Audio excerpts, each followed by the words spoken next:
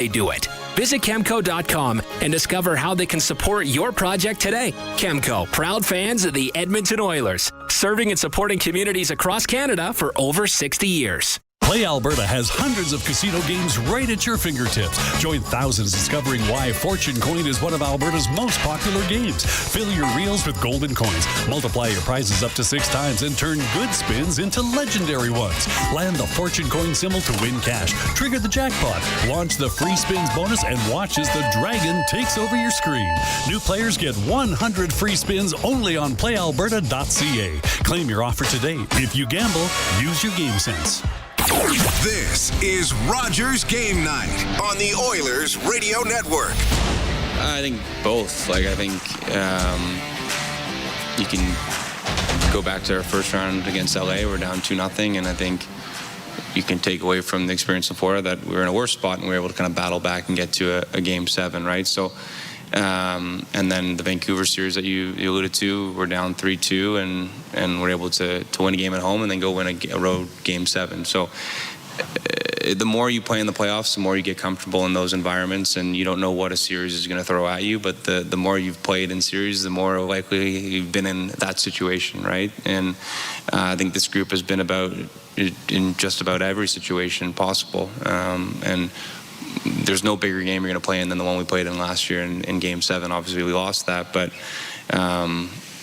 we'll be more comfortable playing a game like that if there ever is a game like that, right, in the future. I think we're just comfortable in all different situations because we've been in almost all of them, really. That is the Edmonton Oilers' Zach Hyman. The Edmonton Oilers, Chris Knobloch, this is his 7th playoff series over the last 2 years. The Oilers are 9-12 in games 1 through 3 of the playoffs under Chris Knobloch. Conversely, they're 16-2 in Game 4s under Chris Knobloch, 16-2 games 4 through 7, and 6-0 in the prior 6 series that Knobloch has coached. That's it's tough to be better than that record. The Oilers will want to keep that going tonight. They're playing a good team. Dallas a good team, but Edmonton's up 2-1 in the series. The Oilers Kids in Oil Country Playoff 50-50 is presented by Rogers. It's now live. In addition to tonight's jackpot draw, you can win $10,000 cash and a 2025 Ford Bronco Sport. The main jackpot is now officially over $5 million. And the playoff bonus jackpot is also over $5 million. That's 2 separate jackpots. You can get your tickets now at EdmontonOilers.com/5050 for more chances to win. Let's go to Legacy Heating and Cooling. Who's hot, who's not? Legacy Heating and Cooling, home and no payments and no interest for 1 year. Not Connor McDavid, not Leon Draisaitl, not Mikko Rantanen, but Ryan Nugent-Hopkins is leading all scorers in this series.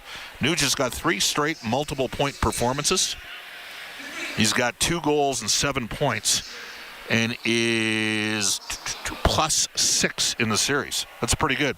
And he is a major reason why the Edmonton Oilers are up 2-1 in this series. So you got to love it if you're an Oilers fan. Pizza 73 out-of-town scoreboard brought to you by Pizza 73, the official pizza of the Edmonton Oilers. Last night, Carolina Hurricanes, they were staying alive by virtue of a 3-0 shutout victory in South Florida. And they've extended their series. Game 5 goes tomorrow night. Florida's still up 3-1 in the series. Memorial Cup. This game will decide which team gets a bye right to the final. London Knights 2-0. Medicine Hat Tigers 2-0. And it is 1-0 London on a power play goal from Sam Dickinson, the San Jose first-round draft choice. Sam O'Reilly with an assist. He's got 4 points in 3 tournament games. He's the Oilers' first-rounder, 32nd overall in 2024. Stay tuned following the game for the Alberta Blue Cross travel insurance goal of the game. Health, dental, travel. We've got the coverage you need. Visit ab.bluecross.ca. We are currently looking at 14 minutes to face off, and this is Rogers Game Night on the Oilers Radio Network. When the Oilers are on the ice, the big hits are a part of the game. But they shouldn't be a part of your drive. If you've been injured in a car collision, let James H. Brown & Associates and their over 200 years of combined injury law experience help you. Locally owned and proud Edmonton Oiler fans, James H. Brown & Associates is ready to support you with their unrivaled experience, unrivaled results, and unrivaled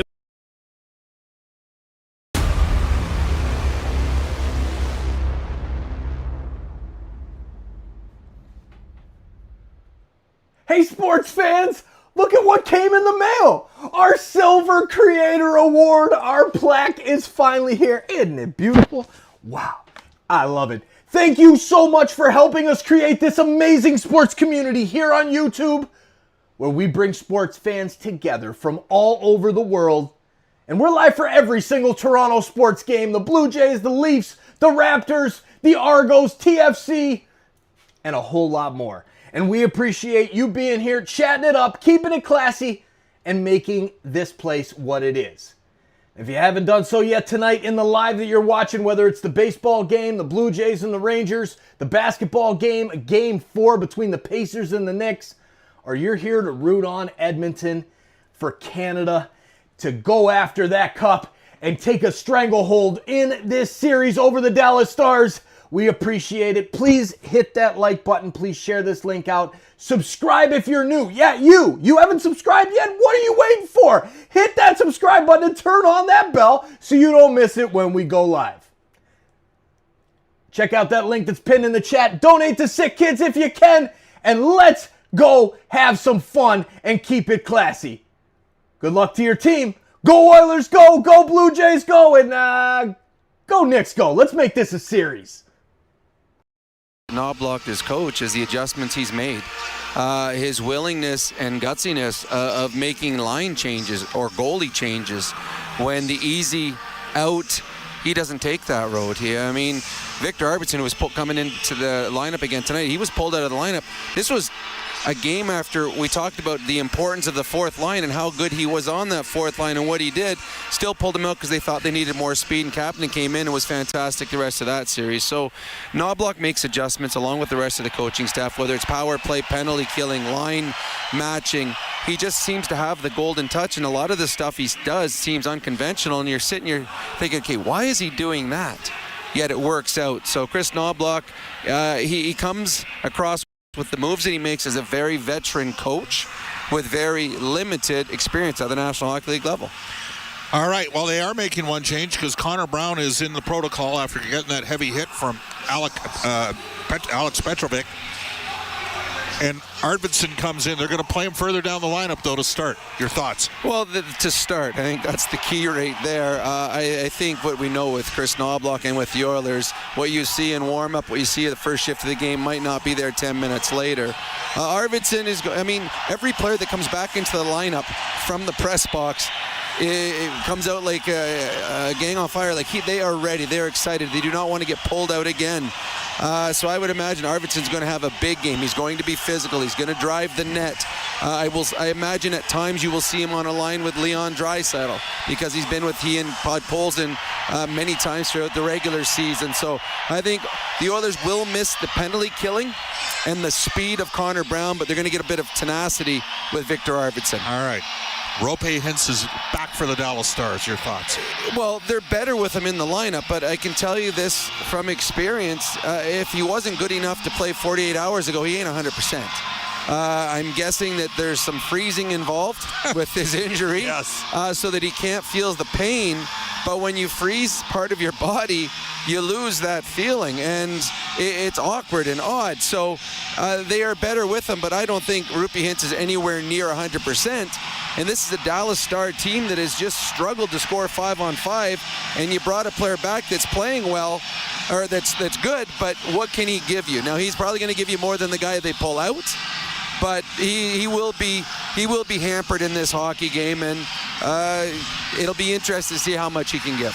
.930 save percentage for Stuart Skinner in this series, .842 for Jake Ottinger. Well, going into this series, I felt that the Oilers' top 12 forwards was stronger than the Dallas Stars forwards. I just thought the way they were playing compared to the way Dallas was playing.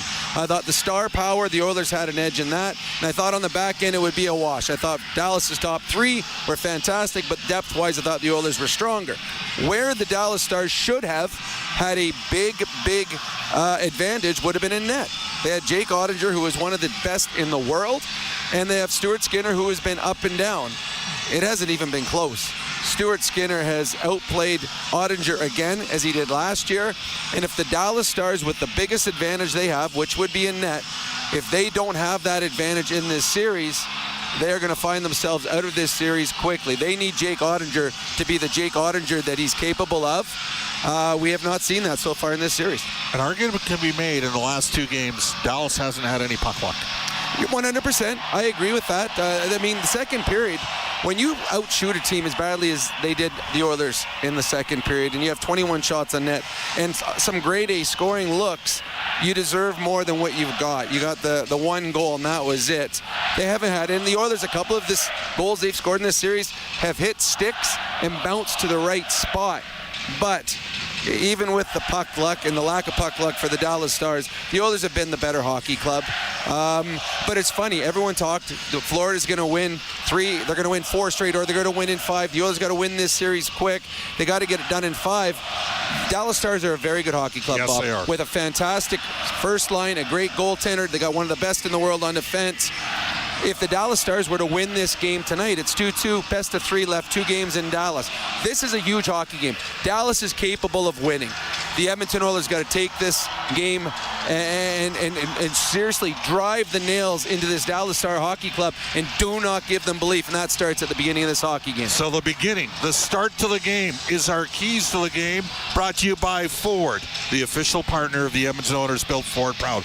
More with Rob Brown and Brendan Escott during the end of the roll, first and second intermissions. The officials have come on to the ice. You're about to hear the fervor and the energy here at Rogers Place as they're about to open up the Oilers dressing room door. And out comes Edmonton starting goaltender Stuart Skinner, followed by Darnell Nurse and Zach Hyman. We're at 108 decibels as we speak, and they are about to go crazy in the Terror Dome here at Rogers Place.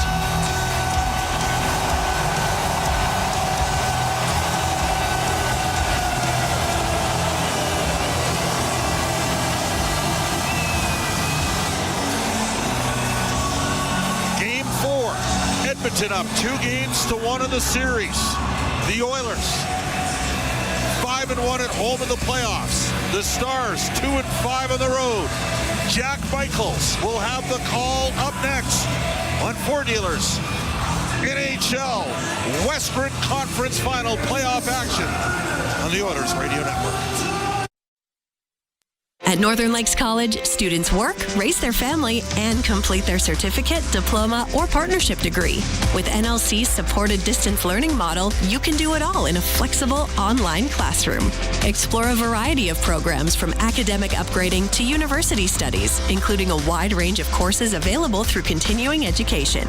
Skate into your new career in a learning environment that works for you. NorthernLakesCollege.ca. The education you want, the flexibility you deserve.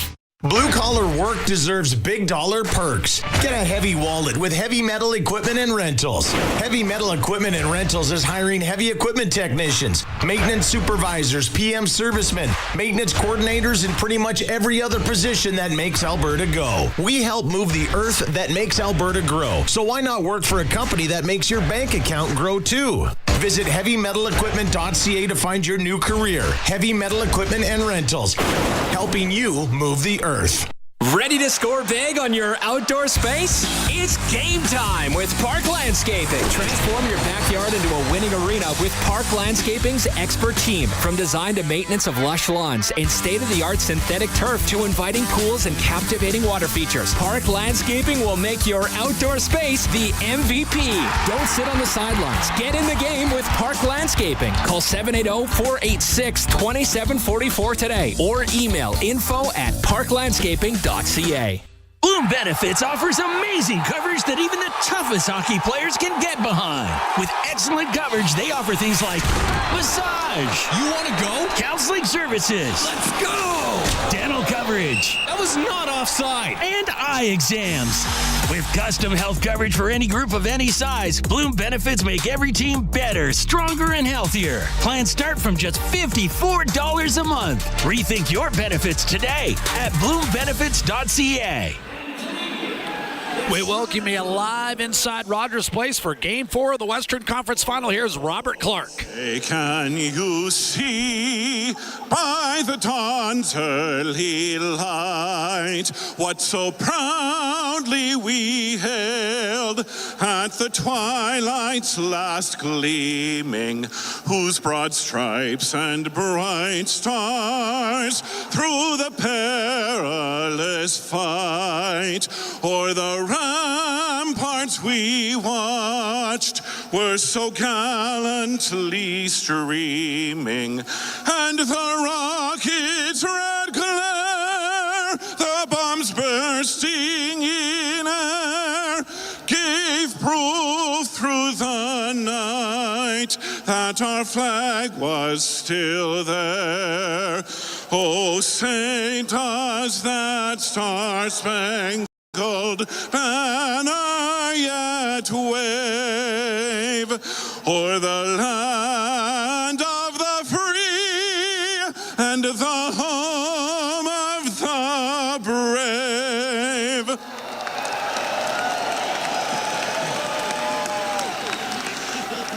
Oh, Canada, our home and native land, true patriot love in all of us command.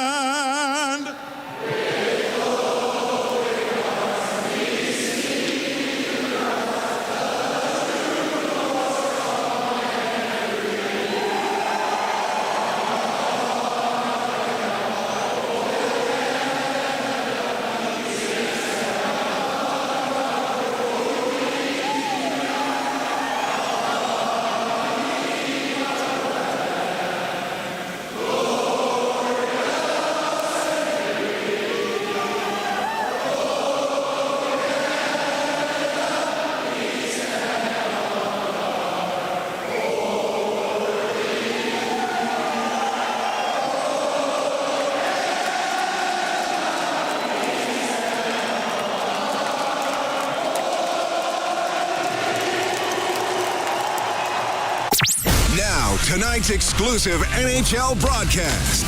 Shoots and scores! But now it's Draisaitl off to Connor McDavid. Centers Kane for the hat trick. He scores! All the action called by the voices who know the game inside and out. This crowd explodes! Bob Stauffer and Jack Michaels on the Oilers Radio Network. Game 4 has arrived at Rogers Place, and the Edmonton Oilers will be looking to push the Dallas Stars to the brink, and here's how they'll start tonight. It's Jack Michaels alongside Bob Stauffer in our Legacy Heating and Cooling broadcast booth, and Stuart Skinner will return to the pipes. In 4 victories this year, he has a save percentage of .991. That is nearly impossible to pull off, but he's done it. Adam Henrique will center the line to start with Kane and Kapanen on the wings. Kulak and Nurse defensively. Game 4, puck drop has been executed, and the Oilers dump it in left to right. They're moving in the first period in their blue sweaters with the orange and white trim. Kulak defending the red line. Only change for Edmonton out of necessity. Connor Brown injured on a hit up high from Liam Bichel. He's in concussion protocol and will be out probably a week. So you've got a situation where Victor Arvidsson returns for the first time in 17 days. Midway through the Vegas series, that change was made. Dallas on the attack. Steal, a wrist shot, and a kick save made by Stuart Skinner. The fourth line starts for Dallas. An interesting message sent by Pete DeBoer. Evander Kane turned it over at the Dallas line. Punch forward by Mikko Rantanen. Roope Hintz is back in uniform today for the Dallas Stars. Dodonov sat down. Here's Hyman, a drive and a save made by Jake Ottinger, and a good look inside for Connor McDavid, but a swing and a miss at the rebound. The Oilers with chances early, their top line buzzing. Hyman, McDavid, and of course Ryan Nugent-Hopkins coming off a game where he assisted on 3 of the 6 Oiler goals. Across, played by Kulak to Bouchard, down low right corner, just out of the reach of McDavid, and chipped the other way by Jason Robertson, who got credit for the one Dallas goal in Game 3. It was a tip-in of a drive from Liam Bichsel. Resetting for the Oilers carefully in his own zone is Jake Wollman.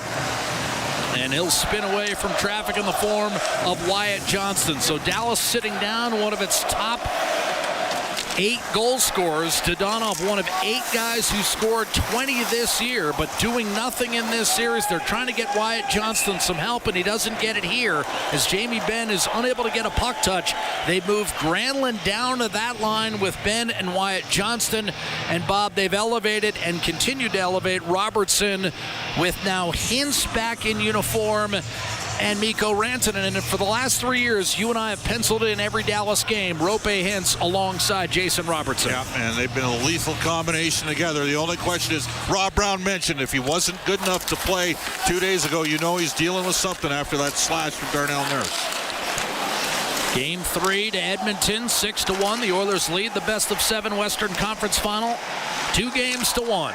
Game 5 will be Thursday in Dallas, and that will also be 6 Mountain Time.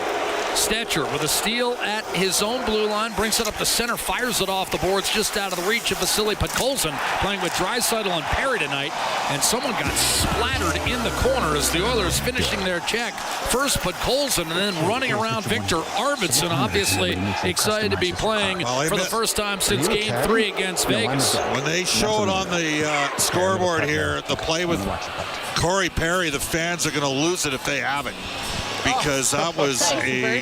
Perry's going off underneath, maybe or no. He's now talked to TD Force, and he wants to stay on the bench. They were trying to lead him down the tunnel. That was a missed call by the officials. Total interference on the play by Granlund, right from behind, right between the numbers. Off the draw, Petrovic, a shot that was blocked, rebound taken by Rantanen and put behind the net. Here's Tyler Seguin with a wrist shot from the left circle that sails wide. Petrovic fires off the pads of Skinner. Rebound, take it backhand wraparound through the crease, untouched by Matt Duchene. And the Oilers punch it back through the middle. Petrovic up the right-hand side and quickly fired in by Mason Marchment. Skinner to knock it down for Edmonton. Waits out the Dallas player and then tries to clear up the left-hand boards. Did not get it out. Seguin centers, quick chance, and what a save made by Skinner. He got across when Duchene fired it right back into him. But Bob Duchene had the right side of the net available to him. This is a bad matchup here for Edmonton. The Oilers got to survive this. Duchene walks in, draws a penalty against John Klingberg. Ottinger to the bench, 6th attacker on. A wrist shot from the blue line blocked. Rebound, Wollman off balance, can't get there. Marchment put it up top. Bichsel misfires on a pass intended for Mikko Rantanen, the extra attacker. Now it comes into the slot. Marchment unable to finish. A blast by Petrovic, wide of the net. That'll clatter off the boards and all the way down the ice. Going to be picked up by Bichsel. This is still a delayed penalty called on John Klingberg. Bichsel will leave it.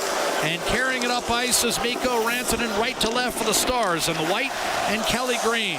Moving in, Roope Hintz up top for Esa Lindell, down low, and controlling is Rantanen one more time.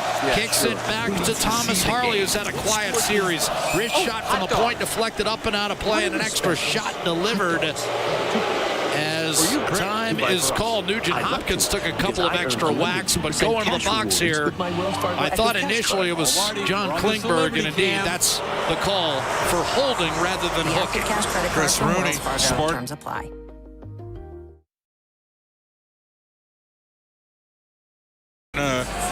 Got clipped. All I'm going to say is, okay, it's a penalty on Wollman, but how do you miss the hit from behind on Corey Perry?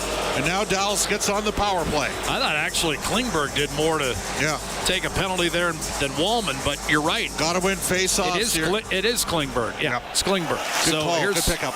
Harley in the left corner. Loose right circle, taken by Rantanen, shoveled around the boards. Harley let it go through. Duchesne. Now you've got Rantanen. Nurse on a wrap-up. Rantanen curls to the middle, and it's pitchforked down to the zone by Adam Henrique. He and Nugent Hopkins will come off, as will Nurse and Kulak. So we're going to see McDavid out second forward unit with no Connor Brown tonight, Jack. McDavid and Zach Hyman. We saw that late in Game 3 as well. Dallas's last power play. Hintz, a one-timer ripped wide by Rantanen, who's third all-time among Finnish players in playoff scoring. A clear by Evan Bouchard down the ice, and that's going to be settled by Ottinger with 1:05 left in this Nap Auto Parts penalty kill. No score through 5 minutes. This is Game 4 of the Western Conference Final. Oilers lost the opener 6-3, have rallied with 3-0 and 6-1 victories since. Marchment to the middle. If they hold serve today, they'll push Dallas to the precipice of elimination. Janmark a steal on the slot. The clear to Darnell Nurse, 2-on-2, shorthanded left to right. Kapanen walks in, mishandled the puck, got it back against Marchment, and then he was taken off. Crowd wanted a stick infraction, none was forthcoming. Mikhail Granlund down the left-hand side for Dallas. And trying to hold the zone was Robertson, but he effortlessly fighting him off and clearing was Zach Hyman, and that'll drain the penalty time to Klingberg inside 20 seconds. Miro Heiskanen doesn't even get the Edmonton line. Clubbed back the other way by Evan Bouchard, and Heiskanen has to reset. McDavid still hovering out there shorthanded. Lead pass Lindell, bumped in by Rope Hintz, fielded by Stuart Skinner. He'll put it high up on the plexi. And this is a chance now for Leon Draisaitl, shorthanded. Left to right drop pass. Here's Klingberg fresh out of the box, and he turned it over. Hintz and Rantanen the other way. Racehorse hockey. 5 minutes in. Rantanen dishes, shot Ceci, missed the net, clattered off the corner boards and all the way down the ice. Streaking back to pick it up will be Oscar Beck. Draisaitl on him. Draisaitl and Rantanen tied for second in Stanley Cup playoff scoring behind Connor McDavid coming in. Stetcher takes a pass from Nurse and fires it right back into the offensive zone. But Colson ineffective at holding the puck in deep, and it's cleared by Blackwell ahead for Sam Steele. Held in by Thomas Harley, down low left corner. Non-factor offensively thus far in the series. Steele up top, shot, does not make its way through. Beck had it stripped by Adam Henrique, and it was funneled back through center by Vasily Podkolzin. Harley there to collect for Dallas, ahead for Colin Blackwell. Attacking zone left wing, a shot on net. Stick save made by Stuart Skinner, his fourth of the night thus far. Jamie Benn, the Dallas captain. Colin Blackwell. Steele perched in front. Back to the point. Bishop could not maintain. He'll kick it across. Petrovic trying to get it to Blackwell. Intercepted by Adam Henrique. Now it's Kulak. On to Adam Henrique. And Evander Kane thunders in with Trent Frederick in on the forecheck. Bishop wires it up ice for Wyatt Johnston. Granlund's moving over the line. Wrist shot and save made by Stuart Skinner.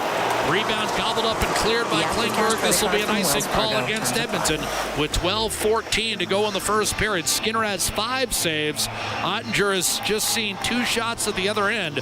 But Dallas, after scoring those 3 consecutive power play goals early in the third period of Game 1, well, they've been 0 for 5 on the power play since. Well, Dallas did get a couple looks there. Dezo draw for Edmonton. McDavid against Hintz. 5-on-5 out there with Robertson and Mikko Rantanen. And a tie-up off the draw. Rantanen couldn't get a shot away. Frederick brings it up ice with Evander Kane. Wrestled free by Rantanen and backhanded in. Klingberg off to Kulak. Hintz cut it off. Robertson right corner. Tried to angle it off the board. Stolen away by Evander Kane. 3-on-2. Kane had 2 assists in Game 3. Here he dishes to McDavid. Backhander, and he sifted it wide. Connor McDavid scored twice in Sunday's 6-1 victory. Here's Hintz gliding in left-hand side. Checked off the puck by Jake Wallman. Wallman. Hintz wrapped him up, and Wallman Wallman did kind of force that stick into his midsection, shoveled in. They're not giving Edmonton the call there. Lead pass Harley and maybe a 2-on-1 here. Chipped across by Duchesne to Sagan. Back in front. Duchesne can't get a shot away. And then Marchment missed a tap in. Gives it up for Sagan. A shot short side and a save made by Stuart Skinner. Rebound Harley. In front. Backhander wide from Duchesne. Another shot off the side of the net from Marchment. And the rebound cleared ahead for Zach Hyman. Now it's McDavid breaking in left to right. Moving it. Wrist shot. And that somehow stayed out. What a good look. But missing the net time was Ryan Nugent-Hopkins. Nurse defending at the other end. Booted inadvertently by Stetcher toward his goaltender on a cross-seam pass. Skinner made the save. Hyman had the stick knocked out of his hand as he got it inside the Dallas blue line. Miro Heiskanen the other way. Hyman straight off, Jack. Here's Heiskanen. Hyman's going off underneath. A backhander short side and a save made by Stuart Skinner. Edmonton and Dallas, no score. We've played 9.5 pretty frenetic minutes. Shot in by Victor Arvidsson. Out there with Podkolzin and Janmark. Chris Knobloch liked that line late in the LA series and early against Vegas. Kulak defending against Colin Blackwell. Comes up with a puck to John Klingberg. From center ice, he'll shoot it in. Off the corner boards, Alex Petrovic. Laid it off the plexi. Then a quick shot taken. And a save made on Arvidsson by Jake Ottinger. What a first 10 minutes.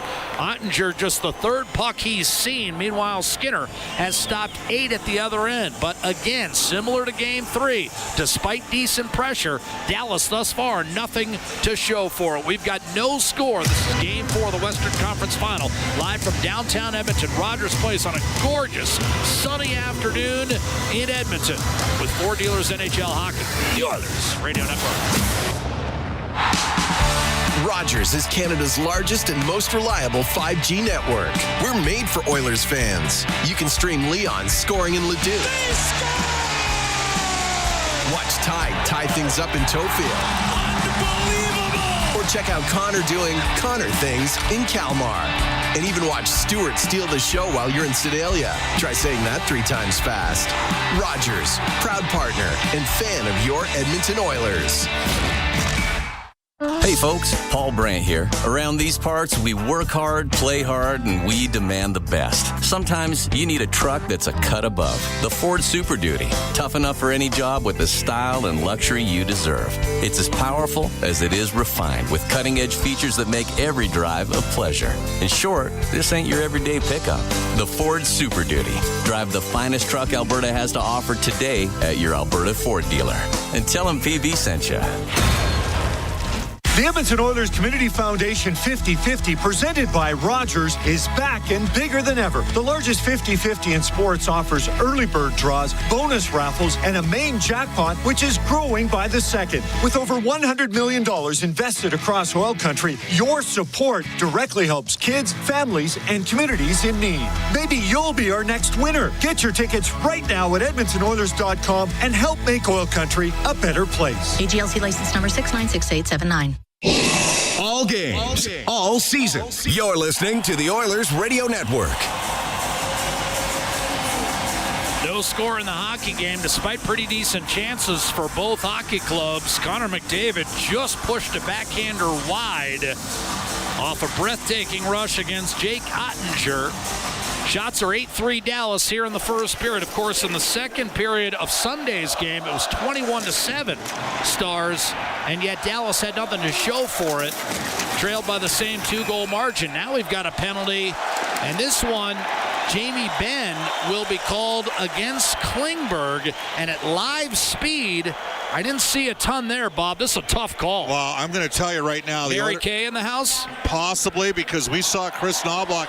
He doesn't often hold the official during the...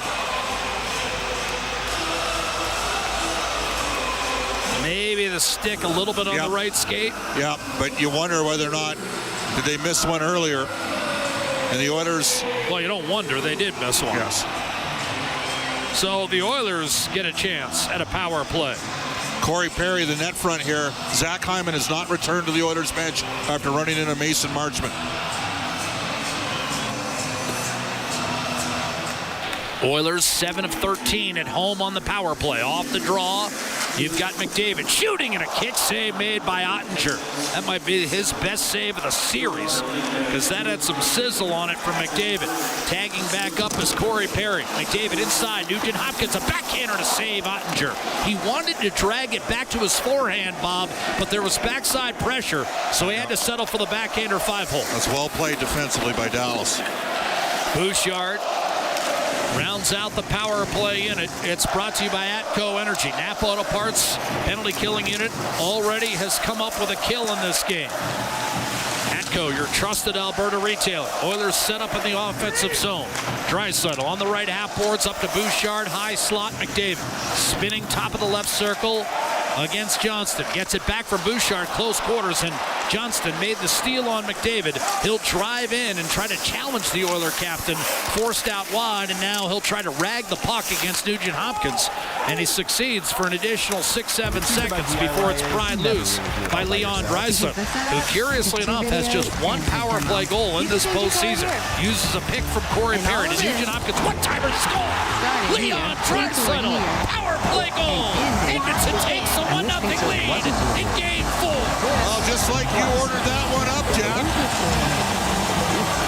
And Dallas will say that the Oilers got away with a Corey Perry pick on the zone entry. And how hot is Ryan Nugent Hopkins right now? He's got 8 points in the series, coming in with 7. Only 2 players in the last 30 years had had more points than Nugent Hopkins in the first 3 games of a conference final. Malkin in 09, Carter in 14, and their clubs won the Stanley Cup. Give and go, Nugent Hopkins and McDavid. On Sunday, Bob, that time it was Nugent Hopkins and Draisaitl working magic. All right, well, Edmonton's got to sustain the momentum here in this goal because Dallas has had some good stretches, 5v5 already in this first period. Draisaitl, who had 16 power play goals during the regular season, but just 1 in 14 to start the playoffs. Well, his second puts Edmonton on top 1-0. From Nugent Hopkins. Shoveled in by Petrovic off the draw. Grabbed by Brett Kulak. He'll spin behind his own net off to Kapanen, who booted it out into the slot. And it's punched forward by Evander Kane. Petrovic will collect for Dallas. Stars in the white moving right to left. Robertson has it stolen by Kapanen. Tossed back behind the Dallas net. Ottinger will leave it first for Petrovic, then off to Bischel. He has trouble handling the puck. Perry, by the way, will get the second assist on the power play goal. And now Draisaitl in a tie with Connor McDavid atop the Stanley Cup playoff scoring race. A drive from the point as Dallas walks in is fielded flawlessly by Stuart Skinner at the expense of Tyler Seguin. So Skinner with 9 first-period saves. Draisaitl with his 7th of the postseason and the 48th of his playoff career has put Edmonton ahead 1-0. This is Game 4 of the West Final from Rogers Place in downtown Edmonton on the Oilers Radio Network. Looking for custom flags, banners, or canopy tents? Aurora Flags and Banners has a dedicated team to provide. Where in the world are you watching from? Thanks for hanging out with us today, this morning, this evening, middle of the night, wherever it is where you're watching from all over the world. Now's the time of the show. Please let us know where you're watching from in the chat. Let us know your city and province in there, city and state if you're in the USA, or all over the world. Send those flag emojis out and let's see where the world is gathering from, hanging out together, making a difference with SickKids Hospital in Toronto. Thank you for being here. Just by being here, you're making a difference. With every view, it calculates into our donation as we do a percentage every single month. Where in the world are you watching from? Now's the time to show for you to let us know where you're watching from in that chat or by visiting our new live viewers website. Holy Mackinac! As we are passing 100,000 insiders on Toronto Sports Insider, the playoff pulse is a global force. Visit TorontoSportsInsider.com to see our live viewer map and where fans are cheering from right across the globe. While you're there, check out our awesome new website and fresh merch options. Let's keep growing this global community. SickKids.com. Listen on air, online, and on the Radio Player Canada app. This is the Oilers Radio Network. Leon Draisaitl, power play goal. Jack Michaels, Bob Stauffer. From high atop Rogers Place, our Legacy Heating and Cooling broadcast booth. Off the draw, that was ripped high and wide by Matt Duchesne of the Dallas Stars. Arvidsson able to nudge it through traffic, and it's picked up by Cody Ceci. Down the right-hand side for Sagan. Cross seam to Marchment. Shot tipped on net, and a save made by Skinner against Duchesne. Here's Marchment again, short side, and another save by Skinner.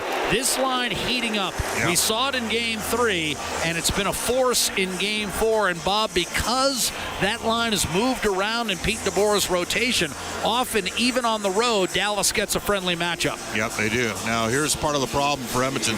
Right now, at this point, Zach Hyman is out of this game. And we don't quite know why. I would suspect, based on the collision, maybe a wrist. Yeah. But he went straight off and has not returned. Rope Hintz off the draw. Here's Heiskanen, a shot and a blocker save made by Skinner. Then again, that's where the depth comes in, Bob. Yep. The Oilers dress 18 skaters tonight. 17 have a goal in the Stanley Cup playoffs. That's a luxury they did not have as recently as 3 years ago. Here's Rantanen in from the right-hand side. Checked off the puck by Brett Kulak. Behind the net, you've got Evan Bouchard. Up the gut, Nugent Hopkins gliding in from center with a soft toss that's going to be speared by Ottinger. Jake Ottinger at some point is going to have to outplay Stuart Skinner. And head-to-head, he hasn't been close in the previous 9 Western Conference Final games between these two teams. No, Jake, as good as he is, and he might be the U.S.'s #1 goaltender at the Olympics next year, 3-6 lifetime against the Oilers, .886 save percentage in the playoffs. Skinner 6-3 with a .925 save percentage. In Western Conference Finals, Ottinger is 5-10.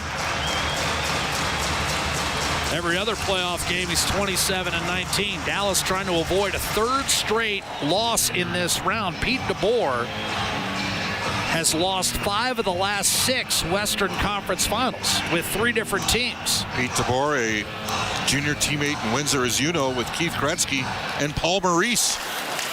Off the draw, chipped up the left-hand side, swatted back in by Perry. Evander Kane looking for that puck, and attempted clear by Jamie Benn.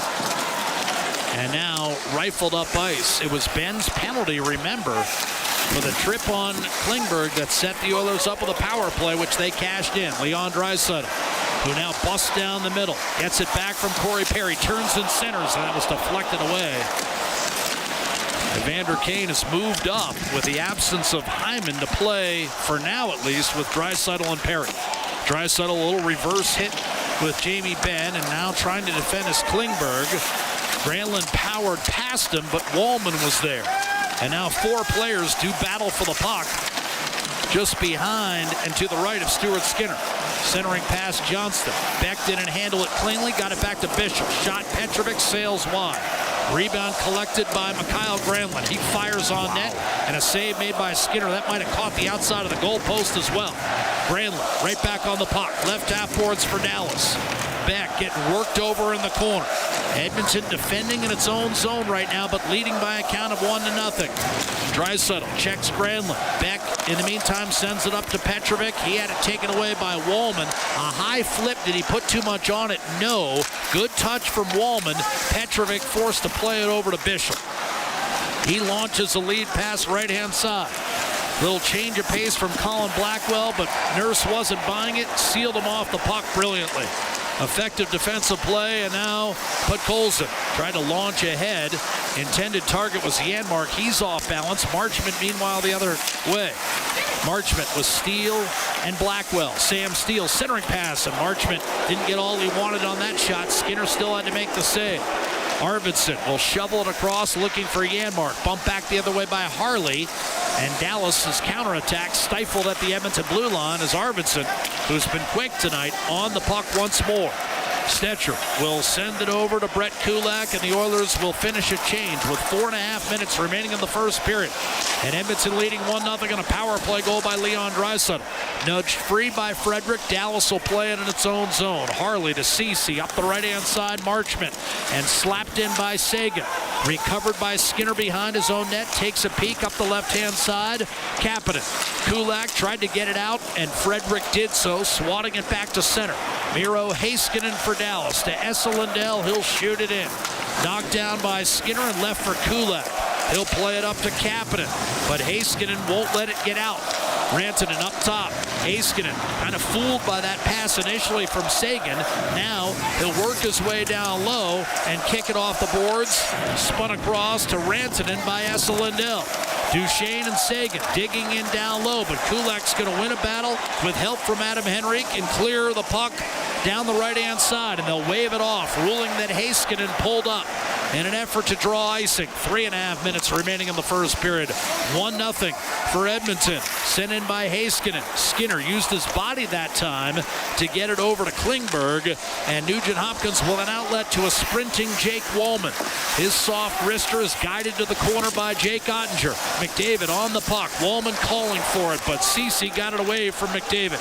And now up the right-hand side, it's Hintz to the net. Ceci! And Skinner looked behind him, but he had it.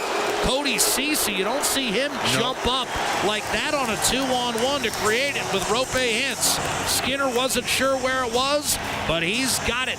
And he's been perfect on 13 shots thus far in this first period, which has had end-to-end action and terrific chances for both clubs. But similar to Game 3, Edmonton's has gone in, and none have for Dallas. Not yet. It's 1-0 for the Oilers. Leon Draisaitl, a power play goal. And our Game 4 coverage continues in just a moment. The Western Conference Final in Ford Dealers NHL Hockey. The Oilers Radio Network.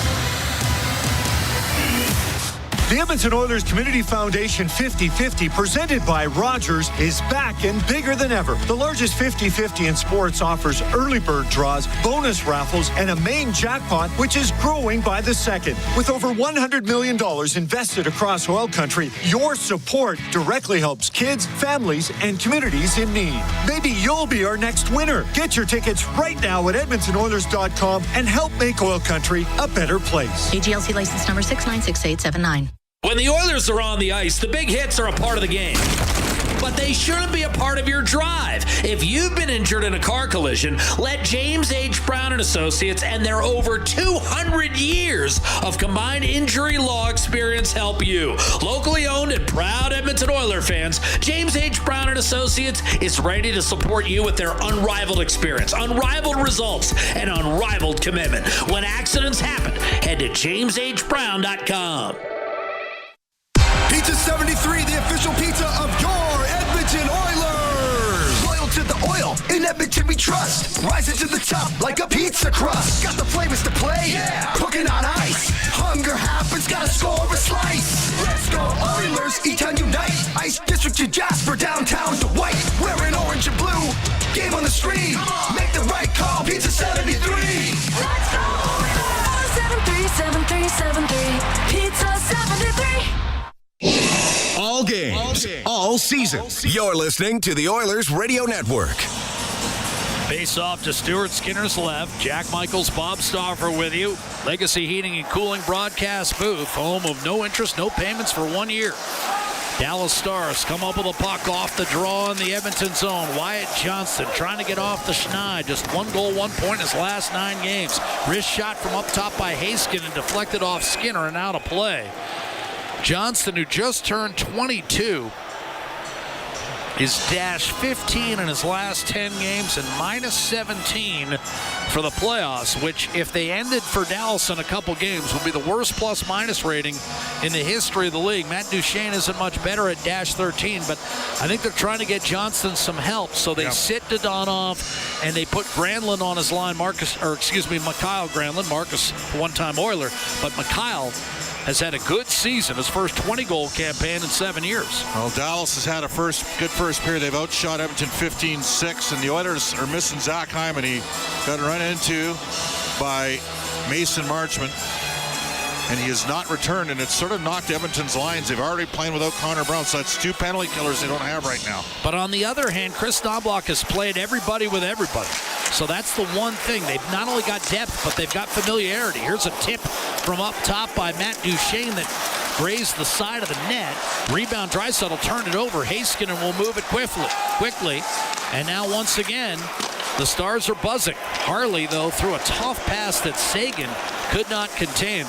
And Dallas, if they're going to work themselves back into the series, they're going to need positive contributions from Thomas Harley, who had a 16-goal, 50-point campaign, but has not shown up in this series, not offensively. Nugent Hopkins at center.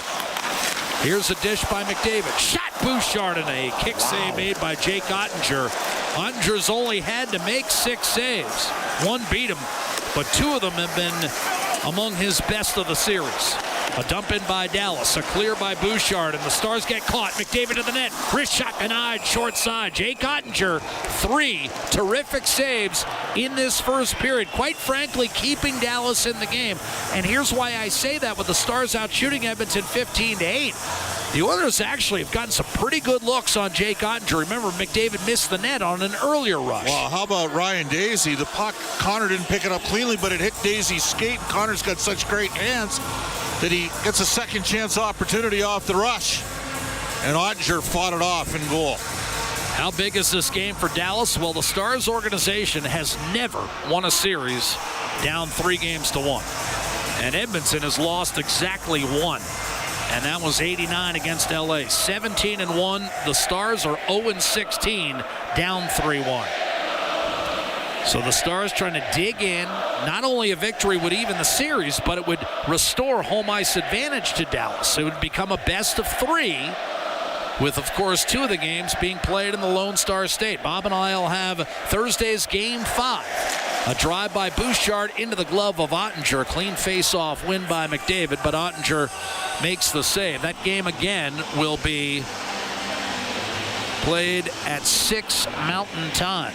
And if the Oilers win tonight, they hope to be shaking hands on Thursday night. Off the draw. This time won by Hintz, but Heiskanen fumbled it away, and Ottinger had to scoop it up one more time. Minute 48 left in the first period. Edmonton a 1-0 lead. Want to remind everyone the early bird prizing in our Kids in Oil Country 50-50 presented by Rogers. Well, the early bird prizing is $10,000 cash and a 2025 Ford Bronco Sport. Right now, the main jackpot is nearly $5.5 million, and so is the playoff bonus jackpot. So want to get involved there. Off the draw, Dallas able to win the face-off, and Heiskanen an outlet that's controlled by Jason Robertson. Rantanen slid it down low, but Hintz was off balance and fell down, allowing Bouchard to clear, but he missed McDavid, and that'll turn into an icing call against the Oilers with a minute 29 as the action, which had been free-flowing for 18 minutes, has really bogged down over the last 30 seconds. Well, Dallas has won a lot of face-offs so far here, and that's created some ozone time for them. They've won 11 of the 16 draws in this game. It's interesting. Florida is only at about 44% in the circle. Dallas, a much better face-off team. I mean, they got Matt Duchesne. He's about 65%. Hey, you always get on me for whammy. What are you bringing Florida into the equation just yet? There's a lot of work face-off left. Right There's a lot of work left tonight Skinner. Before we're talking about it. You would have been all over me if I'd done 100%. that. Here's Ben winning the face-off. Wrist shot Harley. That careened off bodies in front to the corner and ends up into the protective mesh for what seems like our 7th or 8th face-off in the last 30 seconds. A minute 23 to go in this first period. And again, Pete DeBoer will tell you he loves this period 5-on-5. But the Oilers have outscored now. Edmonton has not finished off some plays. I was going to say, what about high danger chances, Bob? They seem at best even for me, maybe even slightly in favor of the Oilers.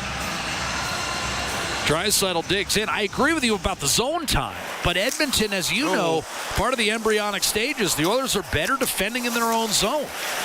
Tapped right-hand side by Jamie Benn off the side of the net as Skinner hugs the post. Granlund and Heiskanen will trade it up top. Granlund tries a changeup from the point that was deflected. Draisaitl did not get out of the zone initially, but eventually chiseled it back to center. Slugged back in by Heiskanen with a minute to go in the first period. Draisaitl, a power play goal from Perry and Nugent-Hopkins, and that's the difference right now. 1-0 for the Oilers. As Bob has noted, no Zach Hyman.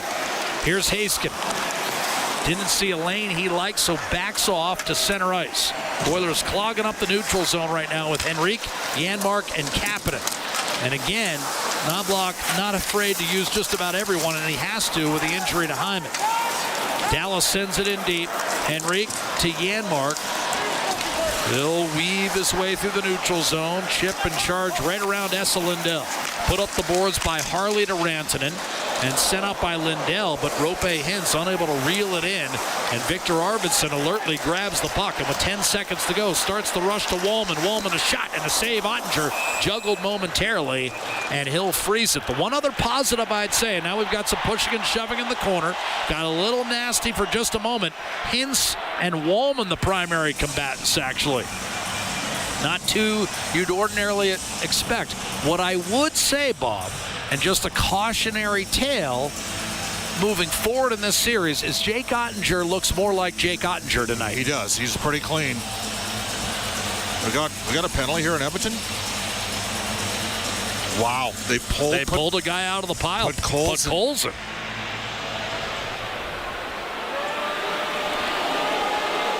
Edmonton minor penalty, 92, roughing.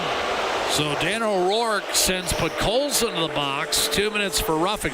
Bob earlier had mentioned Chris Rooney, who suffered an ugly cut just above his eye, basically on the brow.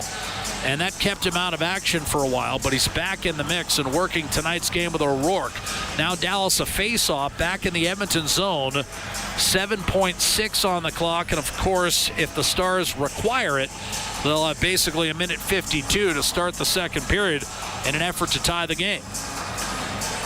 Edmonton has 3 power play goals since game 1. Dallas has 0.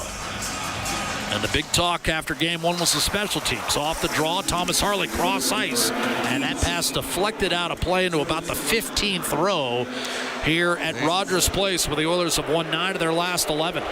They keep winning face-offs, Jack. Yeah, that's bothering you, isn't it? Yep, because they're creating opportunities and looks and the chance for spillage on a rebound. Like if they win a draw here, it's going right to the net. They're not going to pass it around. So you're thinking of that Tyler Toffoli goal against Boston, aren't you? Yeah, 100%. Here's Wyatt Johnston lining up for the last draw of the period against Henrique. He won it. Quick step shot and a save. Skinner against Mikko Rantanen. And Bob foretold you that one. But Stuart Skinner is going to finish this period. And he had 20 saves in the second period on Sunday afternoon. Bobby has 18 in the first period tonight. Again, I think Edmonton had some quality looks. I do not think this period was as lopsided as the second period on Sunday afternoon, and it results in the Oilers taking a 1-0 lead thanks to the power play goal by Leon Draisaitl. Yeah, well, here's the deal. They didn't have Rope Hintz. They got him back. The Oilers missed Zach Hyman. I mean, Zach Hyman is leading the NHL in playoff hits. He led the NHL in playoff goals last year. Well, let's go down to the man who set the screen on the power play goal. Aiden's got Corey Perry alongside. Yeah, thanks a lot, guys. Corey, obviously a big first 20 for your group. You pick up a goal, one that you get a point on. Just can you take me through that first period from your point of view? Not good enough. We give up 17, 18 shots, whatever it was, and we played a little slow. We're not getting over our zone cleanly, and it's giving them second opportunity. So we clean that up. We'll be okay. We're up 1, and that's all that matters. For sure. There is a positive out of this first period, for sure. Didn't take Ryan Nugent-Hopkins very long, but he gets another point. He's been clicking so well. What does that do for your team's morale when you got a guy working that good? Well, it's huge. He's a big part of our group, and he's been here a long time, and he knows how to play. He knows what to do in high-pressure moments, and we count on those big guys to do a lot of good things. Thanks a lot, Corey. Good luck. All right, thanks. Guys. Thank you, Aiden. And after that first period, as Aiden mentioned, the Oilers pick up a power play goal at 1-0. Bob, what do you have to say? I'm not happy with what we saw. The officiating in that first period. I mean, that's a chintzy call against Podkolzin at the end of the period. He got taken to the ice. A little bit of going for a rebound. They missed a lot of backside interference, some of which, there were some picks thrown. Dallas is playing with a hate on. They're playing with a mean on tonight. The Oilers have to match it. I 100% agree with Corey Perry. Not good enough from the Edmonton Oilers. They're going to have to manage the puck better out of their own zone, have quicker transitions up the ice, and I am concerned about, we'll have to take a look at the highlight there in Mason Marchment. It looks like incidental contact against Zach Hyman. And right now, Hyman missed the back two-thirds of that period. It's a big loss for Edmonton given how well he's played for. So the Oilers got to start the second period with an effective kill. They're down some penalty killers. Think about it. Connor Brown not available tonight after the hit from and we're going to give Alex Petrovic the benefit of the doubt on the hit. It's a hard hit, hard-nosed, tough hit that knocked Brown out. He's in the protocol. Then you have put Colson in the box, and you have Hyman also a penalty killer. Just got an update. Zach Hyman will not return to tonight's game, which doesn't necessarily surprise you. But, again, this is where, Bob, you got to play to your strengths, though.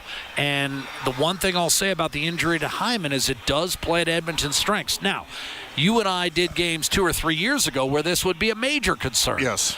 But with the players the Oilers have right now at their disposal, I think they're better equipped than ever to sustain an injury to a guy like Zach Hyman. So Victor Arvidsson's just come back in the lineup. He's a guy he was signed to be a top 6 guy. Maybe he gets elevated as this game goes on. Maybe there's a chance for him to break through and possibly do something. But the Oilers are going to have to get creative with 11 forwards. The first thing they got to do is kill a penalty. And they'll have to do that for the first minute 53 of the second period as Edmonton has taken a 1-0 lead on the strength of its own power play. Draisaitl, his 7th goal of the postseason from Nugent Hopkins and Perry at 11:23. That's the difference in the game. It's 1-0 Oilers looking to gain a stranglehold on this series and push the Stars to the brink. They'd have a chance to eliminate Dallas on Thursday night with a win this evening. It's 1-0 for Edmonton. Still 40 minutes remain in regulation. Next up, we'll have Brendan and Rob. Our live coverage of Game 4 of the Western Conference Final from Rogers Place continues in just a moment. This is Ford Dealers NHL Hockey, the Oilers Radio Network.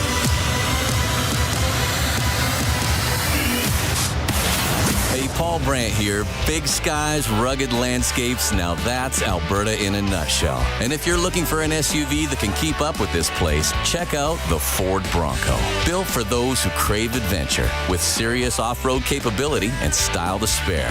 Whether you're hitting the mountain trails or exploring the back roads, it's the perfect ride for those who want to experience everything this province has to offer. The Ford Bronco. Adventure awaits at your Alberta Ford dealer.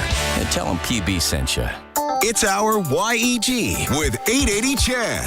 Get revved up for pure adrenaline as Annihilation Night speeds onto Rad Torque Raceway on June 14th for an evening of jaw-dropping stunts for the whole family. Get your tickets now at radraceway.com.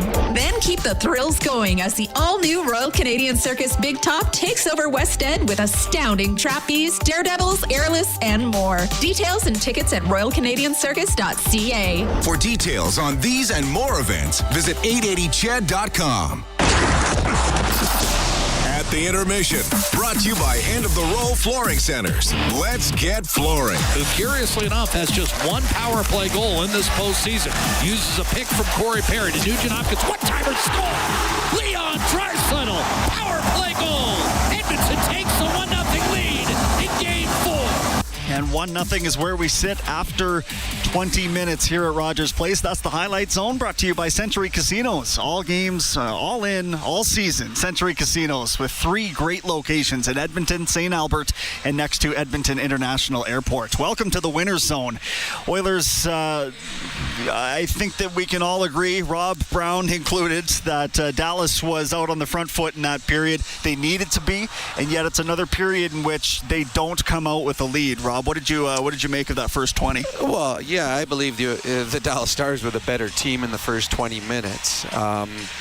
They created a number of good chances and grade A looks. And when you throw that many pucks on net, in traffic, pucks deflecting, second chances, eventually they find their way in the back of the net. And I think that's what's so frustrating for the Dallas Stars is they're getting pucks on net. They're creating screens in front.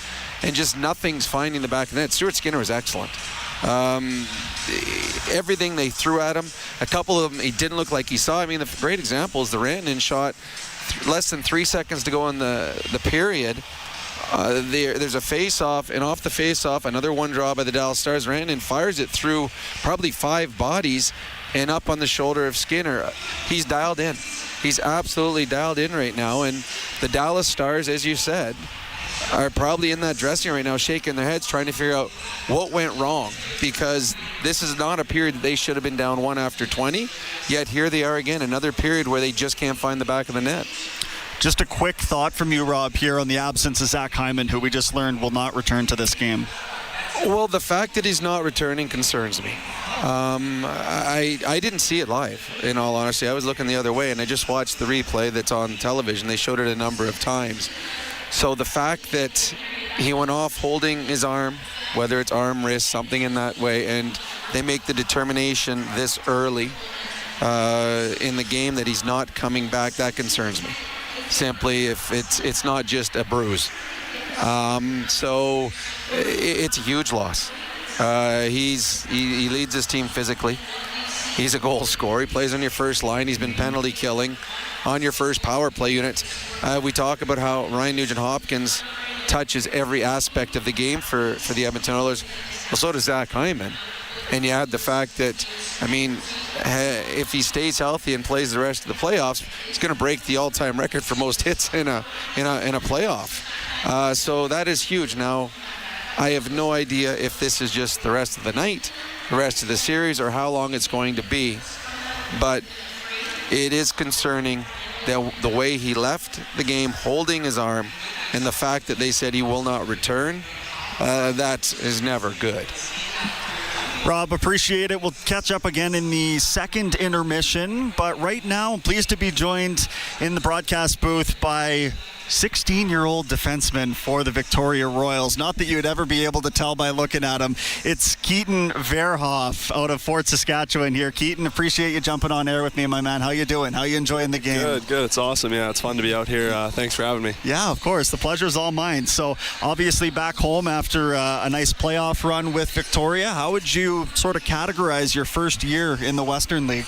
Yeah, it goes by quick. I think I learned a lot this year to play my rookie year with a good team and a great group of guys. I know I was able to play with some good defense to kind of teach me and show me the way in the Western League. So yeah, it was a great first year, and I think it's just looking forward to getting better for the next couple years. For sure, and I'm very excited to see what that looks like for a guy who had 21 goals as a rookie defenseman. Why do you think the transition for you went as seamlessly as it did to the Western League? I think it just goes to my coaches and my teammates. I think they put me in good spots throughout the year. I got a good opportunity, and they were able to put me in positions that I was able to succeed in.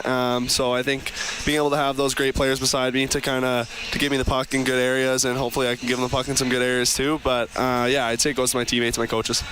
And you got the opportunity to represent Canada at the U18 World Hockey Championship. What was that like? Yeah, it was awesome. It's cool. It's cool to kind of go up with those guys. It's a different age group from usually when I play with in Hockey Canada. So it's cool to kind of meet that group of guys and just kind of see them and see what they're going through.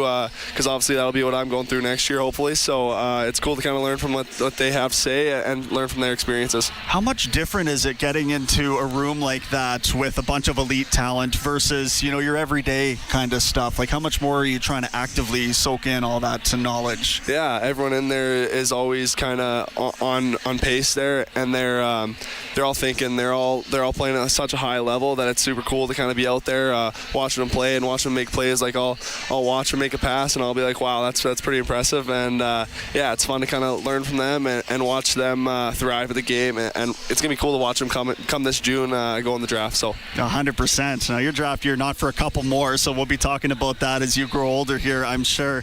Just a final thought from you, Keaton, on what the rest of your off season looks like here. Yeah, I think for me it's just about becoming bigger, faster, and stronger. Mm-hmm. Just working on my skating, and trying to improve every little bit of my game. I know there's lots to improve, and there's things that I'm good at and things that I'm not so good at. But I think I'm working to become a more well-rounded player and be able to thrive a little bit more next year. Well, I appreciate appreciate the time, my man. Thank you so much for jumping in the booth, and best of luck the rest of the way. We'll be chatting again soon. Awesome, thank you. That is Keaton Verhoff of the Victoria Royals checking in. He might be a lottery pick in a couple of years here. I say might. He's going to be. We will press pause here. We are at the intermission on 880 Chet. Rogers is Canada's largest and most reliable 5G network. We're made for Oilers fans. You can stream Leon's scoring in Leduc. Watch Tide tie things up in Tofield. Or check out Connor doing Connor things in Kalmar. And even watch Stewart steal the show while you're in Sedalia. Try saying that 3 times fast. Rogers, proud partner and fan of your Edmonton Oilers. Over the last decade, the world of work has changed dramatically. It's a change that can cause a disconnect between a company and its employees. But a partnership with Aon can help by making decisions that create a more flexible, engaged, and resilient workforce. Aon's experience and expertise, global understanding, and advanced analytics ensure that every client is better informed and better advised so that they can make better decisions. Whatever the next decade brings, Aon is in the business of better decisions. Athletes know that to advance your career, you've got to be part of a winning team. So what about you? Are you working for a winning team? Well, here's your chance to do just that. Brandt is a strong and stable industry leader with career opportunities across Canada. We have hundreds of positions available right now, from parts, sales, positioning technology, heavy-duty mechanics, and more. Be a part of a winning team. Earn your stripes by joining Brandt today. Find out more at BrandtJobs.com. This is Global News at the first intermission. I'm Zach Ferguson. Edmonton police are investigating a fatal collision involving a truck and a cyclist yesterday afternoon. Police say just after 4 p.m., a 39-year-old man was riding his bicycle on Gateway Boulevard when he tried to turn left and was struck by a truck traveling westbound on the green light. The cyclist was taken to hospital with life-threatening injuries, where he was pronounced dead. A skier died this morning after falling a considerable distance while in the backcountry. Parks Canada says they got the call at 7 a.m., and when they found the 34-year-old female resident of Lake Louise, she was pronounced dead at the scene. Conservative leader Pierre Poilievre says today's throne speech was heavy on slogans and light on details. Poilievre says his party will put forward what he calls a constructive amendment, stating the Liberals should repeal an overhaul of the bail system. And U.S. President Donald Trump says he told Canada it would cost $61 billion to join his plan for a missile defense shield. He also returned to his 51st state rhetoric, claiming his so-called Golden Dome would cost nothing if Canada was part of the U.S. I'm Zach Ferguson. Your next Skittle newscast will be at the second intermission on 880 Ched. At Sobeys and Safeway Liquor, they recommend pairing locally distilled spirits and their ice-cold beer selection with...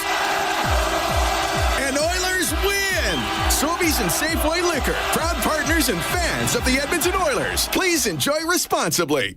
You can't win it all without a great team, and Portage College is ready to see you through your educational journey. With certificates, diplomas, apprenticeships, degree pathways, and micro-credentials, Portage College has options for everyone. Take advantage of their small class sizes and true community feel, and you'll have all the support you need to complete your education and take your next step on the way to greatness. Visit portagecollege.ca to learn more about Portage College's programs and services. Portage College, it's about you. Did you hear what happened to Rick while he was building his fence? Yeah, he hit a natural gas line.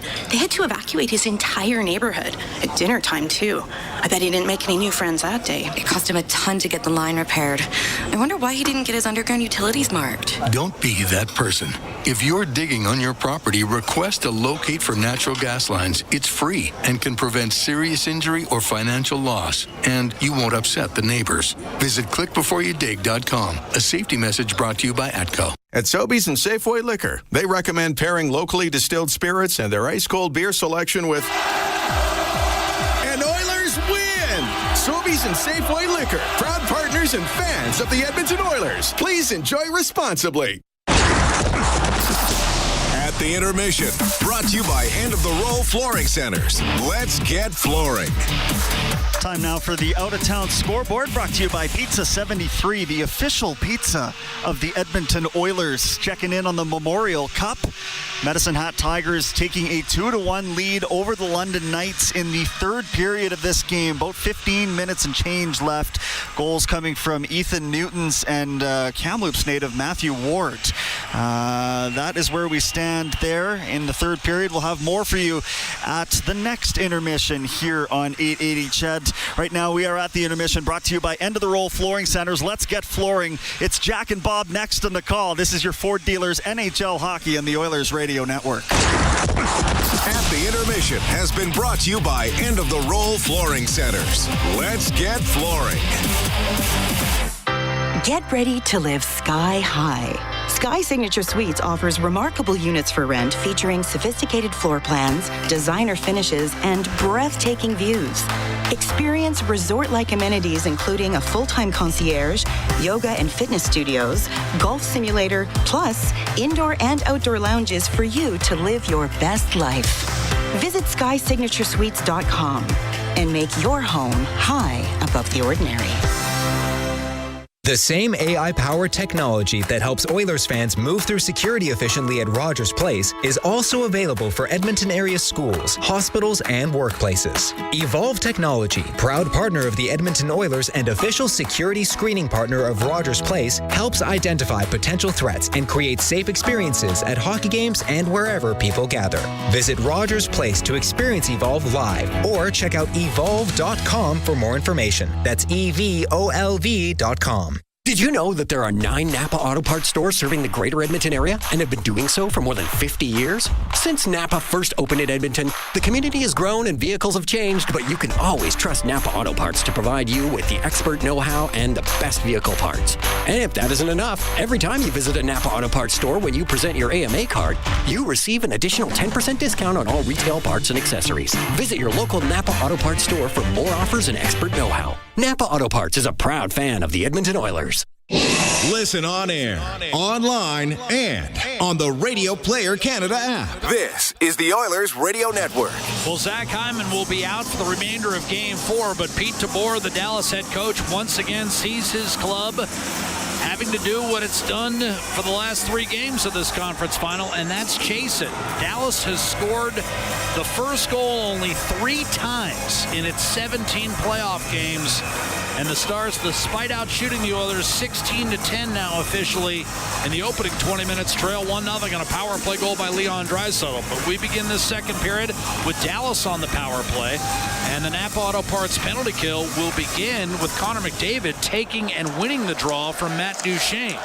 He's out there with Matthias Janmark, again with no Hyman, no Connor Brown. The Oilers are down a couple of penalty killers here. And obviously they haven't had Matthias Ekholm for the entirety of the playoffs. Stars left to right in this second period. They're in the white, the Oilers are in the blue, and it's slapped down the ice by Matthias Janmark off a dump in. He and McDavid will change. So will Bouchard and Wallman. Fresh onto the ice, Kulak, Nurse, Nugent Hopkins, and Adam Henrique as the Stars wheel their way in from the left-hand side. It's kicked right wing for Mikko Rantanen. Centering pass to the slot. Johnston behind Matt Duchene. Corrals top of the left circle. Gets it back from Harley. Duchene. Harley wide open. Shoots. And that blistered wide on a redirect. I think Johnston got a tip in the high slot. Toss behind the net by Rope Hintz. Grabbing it is Duchene. Johnston plays it up top to Harley. A shot from a sharp angle. Kicked aside by Skinner and lofted down the ice. Jake Ottinger will leave it for Harley, and he's got to watch it because McDavid is out there. And McDavid hovering close by. Harley protected the puck well and then turned over by Granlund. It's McDavid challenging Harley. Tried to dish off, and Harley read it beautifully. At the last minute, Evan Bouchard jumped up, and McDavid tried to give it to him. Harley got undressed in Game 1. McDavid didn't finish that play. Bouchard defending the line well against Mikael Granlund. Here's Tyler Seguin. Gave Wallman's stick a whack, freeing it up for Mason Marchment. In the corner, Robertson in front. Seguin moves it to Granlund. Appeared like a shot could be in the offing there. Instead, Granlund to Sagan. A high slot tip and a good save made by Skinner. The rebound cleared by McDavid ahead to Podkolzin, fresh out of the box. Edmonton 5-on-5. Podkolzin a backhander. And he sailed it high and wide. Rebound McDavid. So the Oilers turn the Stars away for the 6th consecutive time since Dallas erupted for 3 power play goals in the first 6 minutes of the third period in Game 1. The Oilers get it in deep. Quick chance for Evander Kane set up by Draisaitl. That was stopped by Ottinger, who's played well tonight as well for Dallas. Here's Oscar Beck looking left side for Colin Blackwell. Picked off by Draisaitl. Tried to stretch to Corey Perry, and that was intercepted. Perry didn't like an extra little bump he got from Esa Lindell. In the meantime, a big hit by Klingberg shook the puck free from Sam Steele, and it's wound around to center. Ceci will get it back and pump it up the middle. Cutting to his right, but turning it over in the process was Steele as Draisaitl stole the puck from him. Evander Kane failed to get the puck in deep initially, and then Ben turned it over. Quick shot and juggled by Ottinger against Adam Henrique. The rebound played ahead for Colin Blackwell. And here come the Stars. Jamie Benn cuts to his right, tried to give it up, and that was turned over. Now a stretch play. Perry to Frederick, but he's reeled in by Liam Bichsel. Perry will force it down low beneath the Dallas goal line. Remember, the Oilers are sitting at 11 forwards with no Zach Hyman. Blackwell up to center. He'll dump it in. 3.5 minutes gone by in the second period. Skinner crashed into behind the net. He appears okay. The collision involved Jamie Benn. Kasperi Kapanen for the Oilers. Drop pass. Shot Stetcher. Save Ottinger. And he'll freeze it. 16:23 to go in the second period. And here's how deep Edmonton is. We were talking about Mattias Ekholm's potential return to the lineup. If Troy Stetcher comes out, Stetcher will exit with 26 playoff games to his credit. He's plus 16 with 4 goals. He's been a gamer, and I know, Bob, you appreciate what he brings every night. Yeah, and he's a great interview as well. But as we found out in Game 2. You know, and he did an interview with Mark Spector, and he said, look, he understands how this works here. Mattias Ekholm's a better player than him. Yeah, he said that, and you don't hear hockey players talk like that often. But right now, with no Hyman, maybe they go 11-7 when they bring Ekholm in. Because they're not going to have Connor Brown either. So Kulak up the left-hand side. Frederick maintaining for Connor McDavid. Frederick around the boards. Nugent-Hopkins. Cleared by the Stars. Granlund will lift it underneath the scoreboard. Settled by Bouchard. Frederick to McDavid. He'll challenge. Trent Frederick waits, shoots, and that was tipped at the last moment. And then awkwardly, Mason Marchment went into the corner on his own accord, appeared to escape any significant injury. Kulak to Bouchard, with Marchment hovering close by. Bouchard simply dumps it in. Ottinger paddled it to the corner. Podkolzin cut it off. Around the boards, Janmark wrestling with Matt Duchene for the puck. Heiskanen will break away with possession. Edmonton a 1-0 lead with 4.5 gone by in the second period of Game 4. This Western Conference Final. The Oilers lead the best-of-7 series 2-1. Edmonton historically 21-3 when they lead a series 2-1. Right-hand side, Victor Arvidsson swarmed under by Thomas Harley. The puck knifed free and cleared by Marchment ahead for Duchene. Crowd getting back into the game. Sold out as per usual, 18,347. The Oilers have won 10 of their last 12 after going down 2-0 in the first round against Los Angeles. Here's Heiskanen with a high flip. Big bounce, and eventually that's going to be settled by Draisaitl. He'll kick it back to Evander Kane. Charging in left wing offensive zone. Corey Perry spun, elected to keep it on his stick and feather one down low for Kane. Broken up into the slot, but Draisaitl was there to take control. Moves it across. Klingberg did not get a shot off against Robertson. Forced it down low and then got it back from Kane. Cut in front. Did Corey Perry. Couldn't pull the trigger. Stripped at the last moment by Rantanen. Now Draisaitl centers, and that was broken up at the last minute. A play intended for Evander Kane. We've got a penalty coming for interference. It's on Edmonton. It's on Corey Perry. I agree. I thought he set a pick there. 90, interference. Crowd doesn't recognize it. But Perry, who, Bob, as you pointed out, may have gotten away with a screen on the power play goal, eventually scored by Leon Draisaitl. Yeah, they weren't giving him that one, Jack. And at 5:52, the Dallas Stars will go to the man advantage with a third opportunity to potentially tie this game.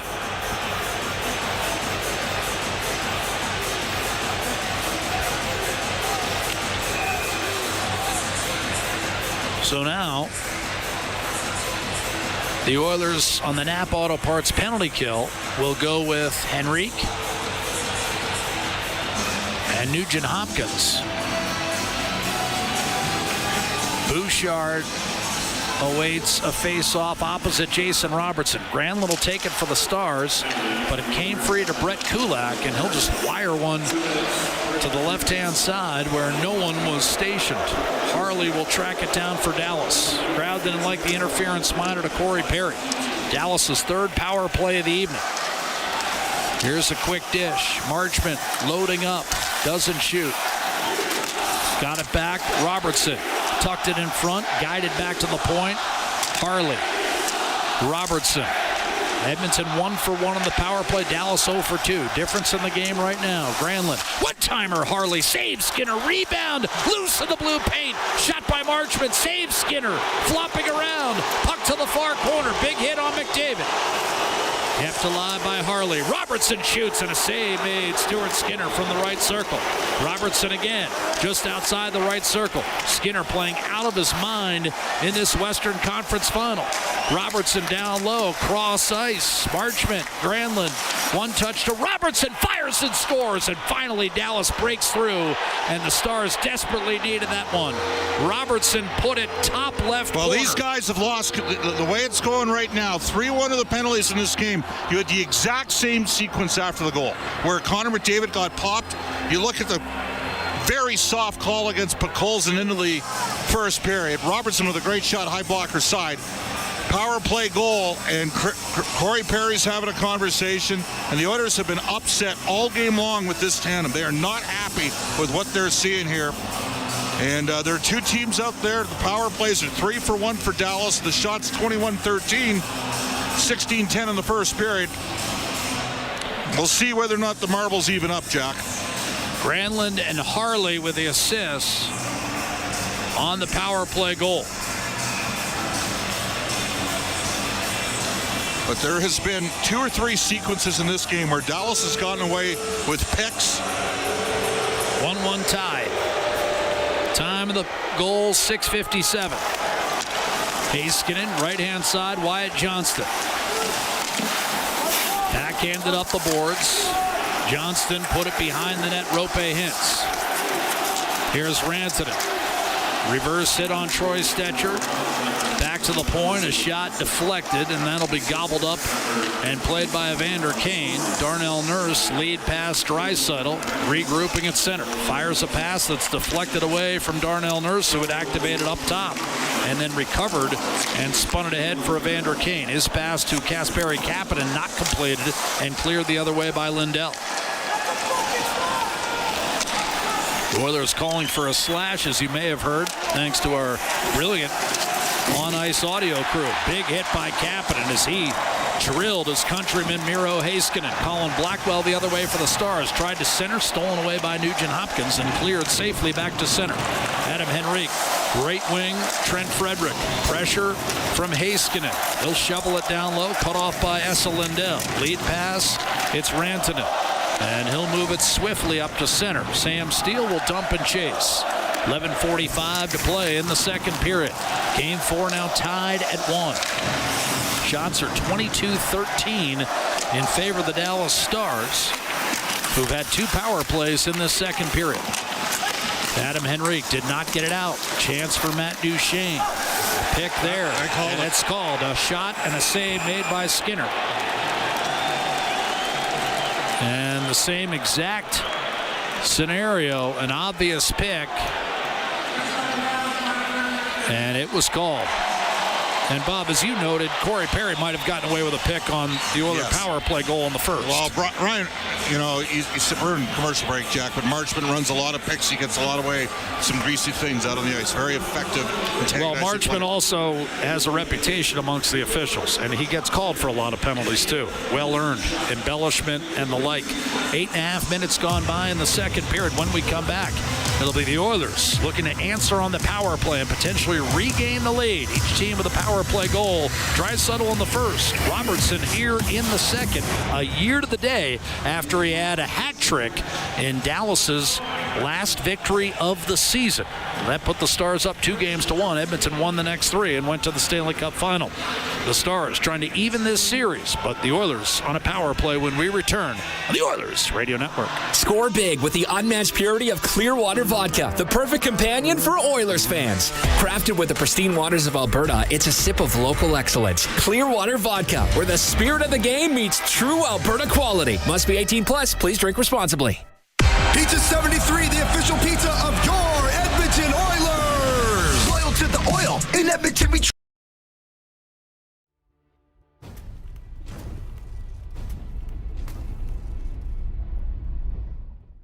Hey, you. Yeah, you. I'm talking to you. Thanks for hanging out with us this afternoon, this evening, what time it is, wherever you're watching from all over the world. Now that we have your attention, please help us continue to grow this amazing community. We are over 100,000 subscribers here on YouTube, and we want to keep climbing all the way up to 250, all the way up to 1 million. Thanks for being here. Thanks for hitting that subscribe button and helping us grow this awesome community. Don't forget to turn on that bell so you don't miss it when we go live for every single game of the Eastern and Western Conference Finals for both the NBA and the NHL as part of our Playoff Pulse campaign. Hey, you! Yeah, you! Joe Bowen here, voice of the Leafs. Holy Mackinac, we've passed 100,000 insiders on Toronto Sports Insider. The Playoff Pulse campaign is unstoppable. Let's aim even higher. Already Subscribe in this game. now and Moved join down the this circle against amazing Wyatt community Johnson and replaced making by a difference. Together, we're showing front presence. Nugent Hopkins and Bouchard round out the ATCO Energy power play unit. Off the draw, Lindell got it to Oscar Beck, and he managed to muscle it through the stick of Leon Draisaitl at the right point, right in front of the Oiler bench. Oilers attacking from right to left, and this the second period. Edmonton win, and it's 3-1, and the Oilers can eliminate the Stars on Thursday night. A Dallas win, and the series is tied, and Dallas has regained home ice advantage. McDavid centering. Nugent Hopkins firing, and a blocker save made by Jake Ottinger, and then McDavid at the far post, denied by Lindell on a potential wraparound for the go-ahead goal. Bouchard to Draisaitl, top of the right circle. He waits, he dishes. Bouchard showing one-timer. Instead feeds McDavid. Left circle, Nugent Hopkins drags in front. Tapped home, Corey Perry. Power play goal. The Oilers regain the lead. 2-1. Well, Corey Perry has now tied John Beliveau.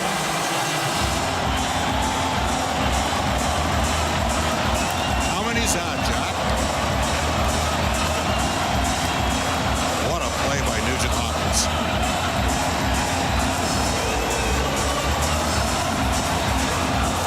I mean, you might have been able to put that one in. How nice of him. No, I would not have been able to. Well, I'm going to tell you, Ryan Nugent Hopkins, he's going. What a setup. 60 goals for Corey Perry, Bob, and he ties one of your all-time favorite players. Were you old enough to watch him? John Beliveau? Yes.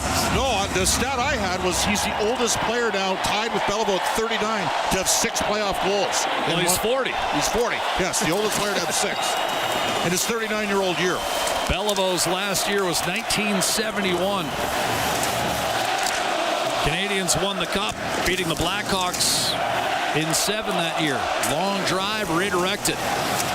That was when our man Tony Esposito gave up the 60-footer. Stars flicking up the left-hand side. Corey Perry's played more. Oh, here's a dish in front. Rantanen and Rope Hintz taken down. And that's a penalty that you almost had to take. Hintz had broken loose down the slot. The Oilers will protest, but Janmark will go to the box at 9:56. Edmonton 2 for 2 on the power play.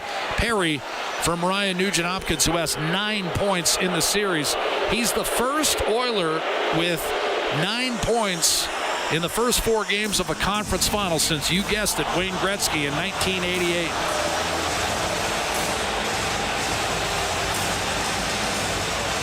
McDavid will pick up the second assist, by the way, and in doing so regains the Stanley Cup playoff scoring lead. He's got 23 points now. Draisaitl 22, Rantanen 21. Huge kill here for Edmonton. Dallas 1 for 3, Edmonton 2 for 2. Off the draw, here's Harley shooting, redirected wide. Rebound, Granlund. Shrugged off a check deep in the corner. Fired it up top. Harley. Shot coming. Deflected. Robertson couldn't get it on net. Mason Marchment. Back to Harley. Robertson starting to become a factor in the series. Given it to him by Sagan. Quick shot turned aside by Skinner. Rebound in front. Set up by Marchment. Trying to locate Sagan, but broken up. And Harley has to race back and gather. Still 1:20 left in the Napa Auto Parts penalty kill. Janmark, another penalty killer in the box. So it's McDavid and Henrique now. Driving in is Sagan. Connor Brown and Zach Hyman are already unavailable. So the Oilers are down 3 penalty killing forwards. Big hit. McDavid absolutely dropped a man in its tracks, and Henrique launches one the full 200 feet. Ottinger didn't handle it cleanly, comes out and nearly had it stripped by McDavid. Into the corner for Wyatt Johnston. He'll race through the neutral zone. Turn it over, got it back for Rope Hintz. 40 seconds left in this fast-paced Game 4 of the West Final. Sent across to Rantanen, right circle. Pierce inside and shoots into the breadbasket of Stuart Skinner, who makes his 23rd save of the evening, keeping Edmonton's 2-1 lead intact. Again, all the goals in this game have come on the power play. Corey Perry appearing in his 229th game. Bob, that's more than any other team in this century. Jack, the Oilers are 9 for 15 at home on the power play in the playoffs. Even I could tell you that's a pretty good percentage. Let me do the math real quick. Is that 67%? I would hope so. Off the draw, but I'm not sure. I think it's 60. 60. Thank you. See, I wasn't sure. Here's Heiskanen. Wrist shot. Blocked. Henrique up the gut. Looking for Kulak. Launched down the middle. Ottinger will freeze it. And guided ultimately to Heiskanen. Dallas power play down to 10 seconds. Rantanen knocked off his stick by Podkolzin. Bouchard will locate and fire it up the right-hand side, and that will do it for the Stars power play. So Edmonton 2 for 2. Dallas 1 of 4 on the power play tonight. Difference in the hockey game as the Oilers try to close in on a 3-1 series lead. Stars banging in deep. Sam Steele, right corner for the Stars. Inside to Blackwell. Jousted off his stick by Janmark, who has been freed from the box. Evander Kane off the rush, tried to feed Janmark. Those two good friends off the ice, but it was intercepted and advanced through to Steele. He'll dump it in. Big hit. Blackwell on Klingberg up the left-hand side. A hard check on Draisaitl by Jamie Benn. Thomas Harley gathers for Dallas in his own zone, pursued by Evander Kane. Harley picked up his first point of the series earlier in this period. Tries to jam it in tight. A backhander deflected and ultimately recovered by Dallas's Steele. Ceci a shot. A screen. Skinner still able to make the save. The rebound collected by Corey Perry, who has the go-ahead goal, but he didn't get it out. Kane could not pry it loose from Blackwell. Down low for Jamie Benn. Shoveled out to Cody Ceci, who steps up and puts it back in the corner. Nurse shrugged off a check from Ben, got it to Stetcher, out to Draisaitl, and the Oilers rushed the puck into the offensive zone. Draisaitl waiting, shooting short side, and a save made by Jake Ottinger. Turned over, unforced error by Sagan, a shot from the point by Frederick, and another save for Ottinger. This time the Stars do clear the puck. 6.5 to go in the second period. Duchesne turned it over at the Edmonton line. Flipped back in by Petrovic. Immediately pushed ahead by Kulak. Bischel there to cut it off for Dallas. I don't think Marchment got a puck touch, and this will be waved off for icing. I was a little surprised by that. Maybe they ruled in the last second that Marchment got a piece. Stretch play to Frederick. He'll chip it behind Petrovic. Bischel ambles after it. The 6'7", 235-pound defenseman up to Sagan. And now Jamie Benn will chip and charge in for Dallas. Try to get through a check from Arvidsson, and he finished Evan Bouchard behind the Edmonton net. And Bouchard gave him a stick up in the collarbone area. Lead pass Frederick. Got it ahead for McDavid. He was angled off by Haskin and Essa Lindell with a puck for Dallas. Launched toward the middle. Batted down by Frederick. Good hand-eye. On to Kapanen and a slap shot from distance and a save. Jake Ottinger. 5:39 to go in the second period. And the Edmonton Oilers have taken a 2-1 lead on the strength of their power play. Goals from Draisaitl in the first, Perry in the second. In between, Robertson for Dallas. We got a 2-1 game. It's game 4 of the Western Conference Final, with the Oilers now 25 minutes away from taking a 3-1 series lead and being on the precipice of a return trip to the Stanley Cup Final. And it's all part of Ford Dealers NHL Hockey and the Stanley Cup playoffs. The Oilers Radio Network. Celebrating 70 years in the signage industry, William Huff Advertising is the most recognized name in the game. An in-house, one-stop shop for all of your design, print, and installation needs. William Huff provides quality graphic solutions for everyone. Here in our City of Champions and throughout the nation, they are the preferred signage partner entrusted by many of the biggest corporations, pro sports teams, and organizations to bring their identity to life. Recognize the name, get in the game. WilliamHuff.com. Did you know the RCMP polices over 99% of Alberta's landscape? From the oil sands to the Rockies to the prairies, the RCMP has a province covered. Providing policing services to more than 1,700 communities and with over 150 career specializations, the Alberta RCMP has something to fit everyone's goals and lifestyles. Visit rcmpcareers.ca and take the next step towards your career with the Alberta RCMP. A message from the Government of Canada. Hey, Edmonton. Ever think about who gets your hard-earned money when you buy groceries or gas? For all you know, it could be buying a second yacht or private jet. But at Co-op, they put it right back into the community. That's because they're owned by 120,000 everyday Edmontonians, not a corporation. Feel good about where your money goes when you shop Co-op. Visit in store for details. All games, all season. You're listening to the Oilers Radio Network. Oilers 50-50 jackpot right now at $6 million in support of Make-A-Wish and the Edmonton Oilers Community Foundation. And then your playoff bonus jackpot, what is it, Bob? 5.5, you said? Yep. Wow. Life-changing jackpots, all in support of great causes. Off the draw to Ottinger's right-hand side. Draisaitl between Kane and Perry. Dallas comes up with a puck. It's a high flip. And this, I would say, has been the most sustained competitive game of the series, where both teams have been fairly good at the same time. Oilers dump it in.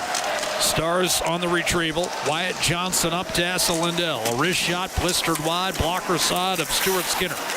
Rebound grab by Jake Wallman. He'll fling it off the glass, and that went into the Edmonton bench with 5:04 to go in the second period, and a 2-1 score in favor of Edmonton. Wow, Zach Hyman, I mean, that is... It's a significant loss, but again, we've been singing the Oilers' depth all playoffs long, Bob, and that's why you have depth, to be able to sustain injuries like this. By the way, Ryan Nugent-Hopkins, what was it, Bob? 9 points in a conference final had not happened in 35 years? Yeah. In the first 4 games? Yeah, multiple point games, all 4. Unreal. What, Gretzky, Cam Neely? Yep. That's pretty head company. And Craig Janney. Those guys probably did it together in Boston the same year. That's when Boston in 1990 advanced all the way to the Stanley Cup Final and undressed Washington in that series. That was the Capitals' first foray to the Final Four. Here's the Stars working in around the perimeter offensive zone. Cody Ceci picked up by Harley, played down low. Rantanen trying to protect. He's been held in check in this series. And he's grappling with Kulak. 4 players with a puck lodged in their skates. McDavid and Robertson finally peeled out of there by Bouchard on to Nugent-Hopkins. Chipped ahead for Adam Henrique. And again, Nugent-Hopkins in the middle of the playoffs starting to come to the fore, Bob. We saw it against Vancouver and then Dallas second and third rounds last year is when he started to announce his presence. Dallas comes back into the offensive zone. Bischel shoots wide from a tough angle left point. Petrovic holds the zone, bumped away from Colin Blackwell. Oilers come up with a puck. It's Darnell Nurse. His pass punched forward by Arvidsson. But Colson looking to finish his check on Bischel, who skated away from him. The Swiss-born defenseman up the right-hand side. Couple of whacks at it for Blackwell. Did not get it out of the zone. Got some help from Sam Steele. And back through the middle. Dallas scratched Evgeny Dodonov for only the 3rd time this season, including the regular season. That could have been too many men against Edmonton. Did they get caught? I think it's going to be waved off here. Yeah. I don't think they're calling it too many men. 3:24 to go in the second. There was a reactive whistle, but the officials got together, and this is going to be waved off. Now, the whistle did go, so we've got to take a break. And when we come back, 3:24 remain in the second period. Edmonton 2, Dallas 1. The Oilers lead by that same margin in this best-of-7 Western Conference Final, which continues after this. The Oilers Radio Network. Did you know The Brick is proudly Canadian-owned and operated? We started right here in Canada over 50 years ago. Now, our 5,000 team members are proud to be your neighbor in more than 200 communities across Canada. And we support all Canadians with a growing selection of quality-made Canadian products and manufacturers. Nobody knows more about furnishing Canadian homes at the guaranteed lowest price than us. The Brick, saving you more.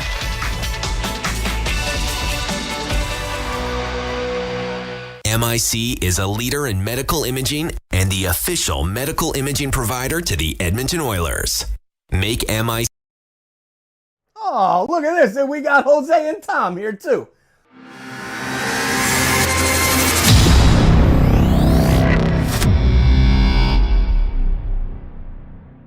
Thank you for hanging out with us this afternoon for our Playoff Pulse campaign this evening, whatever time it is where you're watching from.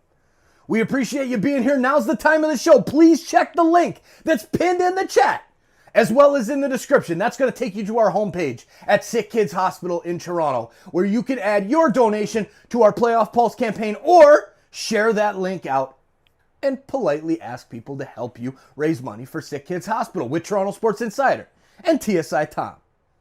You got anything to say there before you go to school, Tom? Well, like and subscribe. Yeah. Thank you for being here. We'll see you back in the chat. Thank you for making a difference with SickKids Hospital in Toronto. Every single one of you. Much appreciated. Cheers, insiders and sports fans from around the world. The Playoff Pulse campaign on Toronto Sports Insider is uniting fans worldwide through the thrill of NHL and NBA playoffs. Every game, every fan, every moment counts. In Dallas. Stars will have something to say. This has been a highly competitive game 4. Close game, as the score would suggest. Shots are 25-19 in favor of Dallas. All the goals on the power play. Stars jam it in deep. Adam Henrique on to Leon Draisaitl, busting down the left-hand side with a wrist shot, stopped by Jake Ottinger. Rebound, Draisaitl off to Klingberg, loading up, shooting, and a blocked shot by Matt Duchene. And now Sagan breaks loose. He'll dish off. Duchene tried to get it back to him, and the one extra pass cost Dallas dearly. Taken away, and it's Klingberg advancing through the neutral zone to Leon Draisaitl. Tried to backhand it down low, well defended by Heiskanen, and Draisaitl will wait for an Edmonton change. Stetcher takes a one-timer, a change-up that ends up underneath the pads of Jake Ottinger, and that was like a slow roller in baseball that takes a bad bounce at the last instant. Ottinger comes up with it, 2:31 to go, second period, 2-1 Oilers. What a great defensive play by the Edmonton Oilers, sliding across there, and Wallman got it. Edmonton has given up just 3 even-strength goals in its last 5 games plus nearly 2 periods. And You've heard some of the players as the playoffs have moved along grow a bit irritable with constantly being asked about their defensive game. Dallas had a real strong first period at 16 shots on goal. They've had 3 power plays here in the second. They got a goal, 9 shots, but Edmonton's outshot them here in the period, and they've matched the goal. McDavid with a massive late goal in the second period on Sunday afternoon, and Dallas a bit demoralized, having outplayed Edmonton in that period and drawn no closer. Dallas off the draw, reached the Edmonton line, but that's all. Corey Perry, who scored the go-ahead goal on the power play on a tap-in, set up from Nugent Hopkins.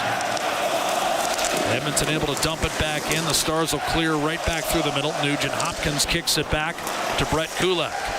Coming into this game, Dallas had been outscored 14-1 in its last 3 road games. Far more competitive tonight, but still on the short end, 2-1.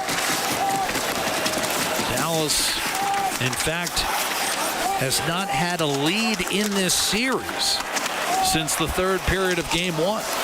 Bouchard walking the line. Over to McDavid, heading for the net. McDavid a drop pass. Corey Perry. Nurse across. Bouchard straddling that blue line, drifting to his left, dragging around Jamie Benn to the net on his backhand. Centers Perry fighting for position, and Harley played it fairly well. Now McDavid set up by Perry. Energy draining shift turned in by Edmonton. Dallas defending. Bouchard across. Nugent Hopkins. McDavid weaving, looking for open space. In the meantime, it's Bouchard, top of the right circle. Now McDavid heads for the net, dishes it off. At the last instant, it's Nurse, set up by Podkolzin, shot Bouchard, and that was deflected into the mesh, and Dallas needed that stoppage with 59 seconds to go in the period, and the Oilers leading 2-1. I mean, 2 things happened there. Edmonton drained some reserves for Dallas, but I also thought the Stars defended well in their Really well. zone. Edmonton's very good when they get you in the spin cycle, especially with McDavid and Bouchard. Those guys can make plays. So can Draisaitl, but he hasn't played. He's had 1 5-on-5 shift all game with Connor. Back with his customary alignments during the regular season, Podkolzin and Arvidsson. But Dallas is able to come up with a face-off, and with 50 seconds to go, here come the Stars left to right. Miro Heiskanen. He was popped by Leon Draisaitl. Heiskanen also has had a quiet series, at least offensively. Podkolzin is going to be guilty of an icing call here. Lindell ahead of Arvidsson to draw the whistle with 39 seconds to go, and now Dallas will be looking at an all-zone face-off with a chance they've won a bunch to get of this them. game even. They've won a bunch of them, Jack, as you know. 75% of the draws in this game. This is becoming a storyline. And Edmonton's been a good face-off team this year. It's not. It's more an anomaly than a pattern for the Oilers. Draisaitl has had uncharacteristic trouble on the Oiler power play. This time wins the D-zone draw back to Jake Wallman. So Wallman churning the legs up through center. Right to left, hits the line. Forced out wide, shot kicked aside by Jake Ottinger. Podkolzin put it around the boards, Leon Draisaitl. Soft chip, got it back from Jake Wallman. Draisaitl, Arvidsson, Wallman breaking loose, a shot, and a save made by Jake Ottinger. Rebound, Podkolzin around the boards, settled by Arvidsson. High slot, Nurse fanned on it, and here comes Rope Hintz with 3 seconds. The puck drifted off his stick, and Arvidsson able to cut him off at the horn. And the Oilers are now 20 minutes away from taking a 3-1 lead in the Western Conference Final. And that, of course, would set up Edmonton and Florida being 1 win apiece away from a rematch in what would be a massively anticipated Stanley Cup Final rematch, and only the 3rd rematch of its kind in 45 years. Edmonton 2, Dallas 1. How did the Oilers get there, Bob? Well, I got to stay out of the box. That's number 1. And I liked what we saw in the back half of that period, Jack. I mean, the Dallas Stars outshot Edmonton 16-10 in the first period. The Oilers outshot Dallas 11-9 in the second. And the shots were 23-13 at that point. Right. From that point, it was 8-2.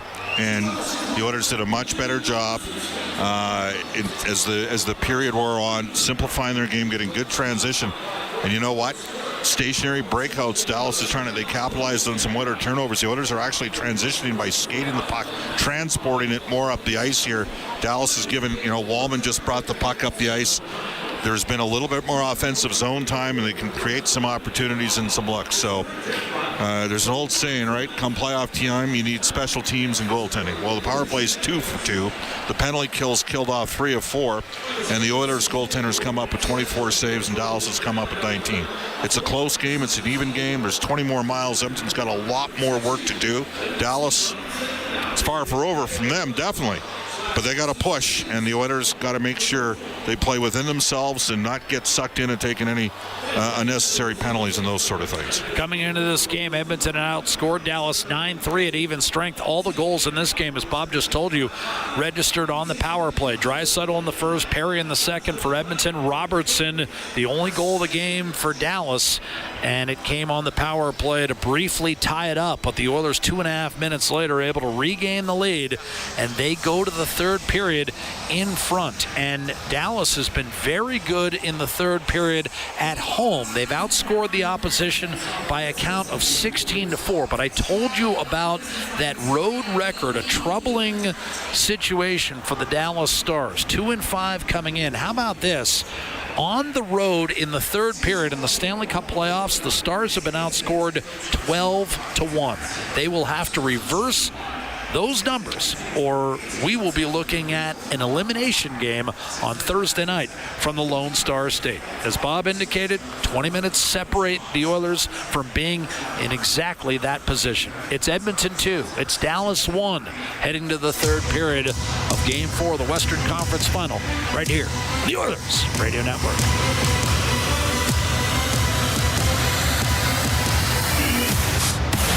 Score big with the unmatched purity of Clearwater Vodka, the perfect companion for Oilers fans. Crafted with the pristine waters of Alberta, it's a sip of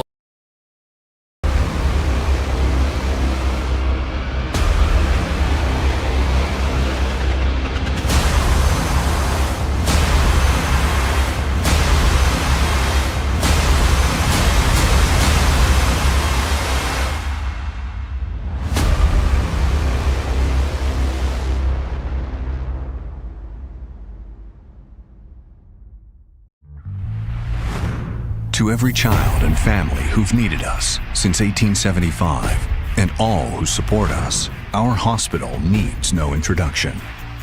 But just in case, it's SickKids. And it's our 150th birthday. Our mission has always been healthier children, a better world. The first children's hospital in Canada, SickKids. Pasteurizing milk to prevent disease 30 years before it was mandatory. The heart-lung machine that transformed open heart surgery. A pediatric kidney transplant in 1969. SickKids. SickKids. And SickKids. We discovered the gene for cystic fibrosis so patients live longer lives. And we just created the world's first Atlas of Cancer, using machine learning to analyze 13,000 variations. Today, the hospital sees over 130,000 patients a year. We're a research powerhouse, a training magnet, attracting nearly 600 clinical and research fellows from around the globe every year. And we're the #1 publicly funded children's hospital in the world. We're celebrating 150 years of excellence, driven by philanthropy. What's next? Thanks to donors like you, we're going to keep healing Canada and the world, and we're going to heal the future. Thank you so much. Thank you. Thank you. Thank you from the bottom of my heart.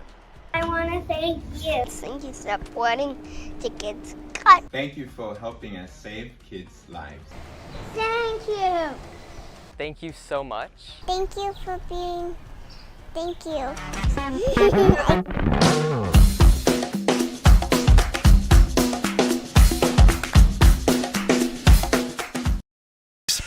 That have been taken in this game. Corey Perry, that was a pretty easy call for the ref to call. But then Mason Marchment, they just called Corey Perry for a pick. And it created a goal for the Dallas Stars. Mason Marchment, 3 minutes later, does the exact same thing. I mean, you just fought your way back into a tie, and then you just do exactly what got called the opposite end. Mason Marchant, silly penalty there. The Oilers make him pay on a wonderful play by Nugent Hopkins to Corey Perry. So this is exactly what I would have expected out of this game tonight. Two teams understanding the desperation in it. And the Edmonton Oilers have set themselves up quite nicely going into the final 20. The power play is now 9 for 15 at home, as Jack and Bob mentioned. Like the splits, the home road splits are almost inexplicable, but it's certainly benefiting them as they sit here trying to put a cap on this game. But it's going to be, in all likelihood, another solid push from Dallas that is going to become more desperate a team as this series grows older, Rob. Well, as far as the splits on the power play, a lot of that is just sheer luck. Yeah. I mean, they get posted in on home ice and it goes posting out on the road. They're not changing anything, and neither is Dallas when it comes to how they kill. It's just, sometimes it's just luck. And they got puck luck on home ice, which is a good thing. I would imagine Dallas's best period of the season will have to be here in the third period. If they do not come back in this game, they face 3 elimination games against a team that is playing very well with a goaltender that's on fire. So they understand the importance to Dallas Stars. Having said that, the Oilers also know the importance of this. They want to push the Dallas Stars to the brink, and they have a chance to do it on home ice. They've got a goaltender that's locked in. They know the Dallas Stars can't take a penalty because their Oilers power play is taking very little time to score 2 goals on their chances tonight. I think the second period will just be like what we saw in the second and in the first. Two teams understanding the gravity of this game. This is a game that will either send Dallas home with a best of 3 with 2 games on home ice, or Dallas home facing elimination for the first of 3 games. So I would expect you're going to see both teams' best here in the final 20 minutes. We figured it would be a close game coming into this one. There's some people that I talked to thinking overtime could be in the cards, maybe a 3-2 score line. Well, that is what we're headed toward right now. In a 2-1 hockey game, we are at the intermission, and I'm just looking at the face-off numbers here, Rob. That is one area where Edmonton is getting mopped up, and I think if Dallas has a chance in this third period, that's obviously going to have to continue. Well, yeah, I mean, I don't know. It's important just to an extent, though. Dallas is 70% on, what is it now? It was 70 after the first period. 74%, but they're losing the game. So I guess it really doesn't show that it's that important a stat. That becomes important on power plays and penalty kills. And if the Dallas Stars eventually pull their goalie in the game, winning a face-off at the end of the game will become important. But there's other things that are more important than face-offs. And the Oilers, when they lose a face-off, very good at puck retrieval, very good at forcing mistakes, even though they lost the draw. Dallas is a good face-off team. They are good. And for some reason, they have figured out a way to win draws. And outside of, was it Leon, he's the closest to 50%, but the face-offs to me, there's other things that the Oilers are doing well. I'd rather have the finish around the blue paint as opposed the finish in the face-off dot. Quick thought from you on McDavid and Bouchard and their effectiveness as penalty killers. Of course, with McDavid being thrust into that role even further in the absence of Connor Brown and Zach Hyman. Well, McDavid, Draisaitl, they both would be some of the best penalty killers in the National Hockey League. The reason they don't kill is simple. They want to use them more in offensive situations, more 5-on-5, and try to find role players more ice time. But when pressed into it, I mean, you go around the National Hockey League, Marner and Matthews kill in Toronto, Stone and Eichel kill for Vegas. All the best players in the National Hockey League kill. For the Oilers, they just try to find, I mean, Connor and Leon already played 24 minutes a night. How can we find other players ice time? But when needed to be, we can see what Connor McDavid does. He just gives, there's a fear factor for the power play of the Dallas Stars. They cannot bobble a puck. And we see that when they bobble a puck, Connor McDavid is gone, and you do not want to give Connor McDavid a short-handed opportunity. Great stuff, Rob. More from Rob in the post-game coming up with Oilers Overtime. Right now we're at the intermission, brought to you by End of the Roll Flooring Centers. Let's get flooring. This is your Ford dealers, NHL Hockey and the Oilers Radio Network. Today you can score at A&W. Enjoy a juicy grass-fed beef mama burger and fries for only $5. Available in-store or on the A&W mobile app at participating locations in Oil Country. This fantastic deal is available all day today at A&W. Do you have tickets to an upcoming event at Rogers Place that you can't attend? Donate your tickets to the Edmonton Oilers Community Foundation Seats for Kids program, presented by Eagle Builders. Seats for Kids provides unused game tickets for charities, allowing children and families to enjoy hockey at Rogers Place. And for many, a once-in-a-lifetime opportunity. To be a part of the Seats for Kids program presented by Eagle Builders, please email edmonton@kidsupfront.com. That's edmonton@kidsupfront.com. Our people, our team. It's what business owners almost always say is their most important resource. But strong businesses don't just find great people. They make sure their teams stay healthy, engaged, and performing at their best. A benefits plan from Alberta Blue Cross is more than just drug and dental. They support the whole person with flexible coverage levels that fit the size and circumstance of your business. Find a plan that gets results at ab.bluecross.ca. Today you can score at A&W. Enjoy a juicy grass-fed beef mama burger and fries for only $5. Available in-store or on the A&W mobile app at participating locations in Oil Country. This fantastic deal is available all day today at A&W. This is Global News at the second intermission. I'm Zach Ferguson. Edmonton police are investigating a fatal collision involving a truck and a cyclist yesterday afternoon. Police say just after 4 p.m., a 39-year-old man was riding his bicycle on Gateway Boulevard when he tried to turn left and was struck by a truck traveling westbound on a green light. The cyclist was taken to hospital with life-threatening injuries where he was pronounced dead. A skier has also died this morning after falling a considerable distance while in the back country. Parks Canada got the call around 7 a.m. today. When found, the 34-year-old female resident of Lake Louise was pronounced dead at the scene. King Charles has departed from Ottawa's airport after reading the throne speech, officially opening Parliament. It was a quick royal visit as the King and Queen visited the nation's capital for the first time since the King's coronation. Prime Minister Mark Carney called the speech a historic moment. The King also laid a wreath at the tomb of the unknown soldier before leaving for the airport.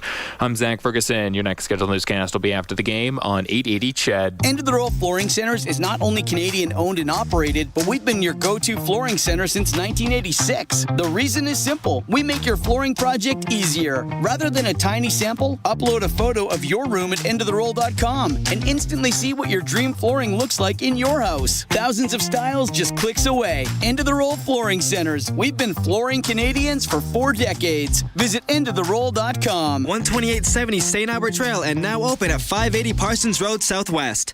MIC is a leader in medical imaging and the official medical imaging provider to the Edmonton Oilers. Make MIC your choice. Whether you're a professional athlete or a weekend warrior, the game doesn't stop for injury.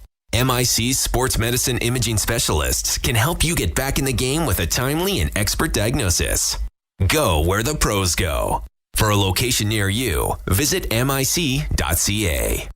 Hey, Paul Brandt here. You know, Alberta's a special place. From the Rockies to the Plains, it's a land of hard work and big dreams. If you're going to tackle it all, you need a truck that can keep up. That's why I can't say enough about my Ford F-150. It's more than a truck. It's a partner. Rugged toughness, serious capability, and smart features that make your life easier, like available Pro Power onboard. The Ford F-150. Get yours today at your Alberta Ford dealer and tell them PB sent you.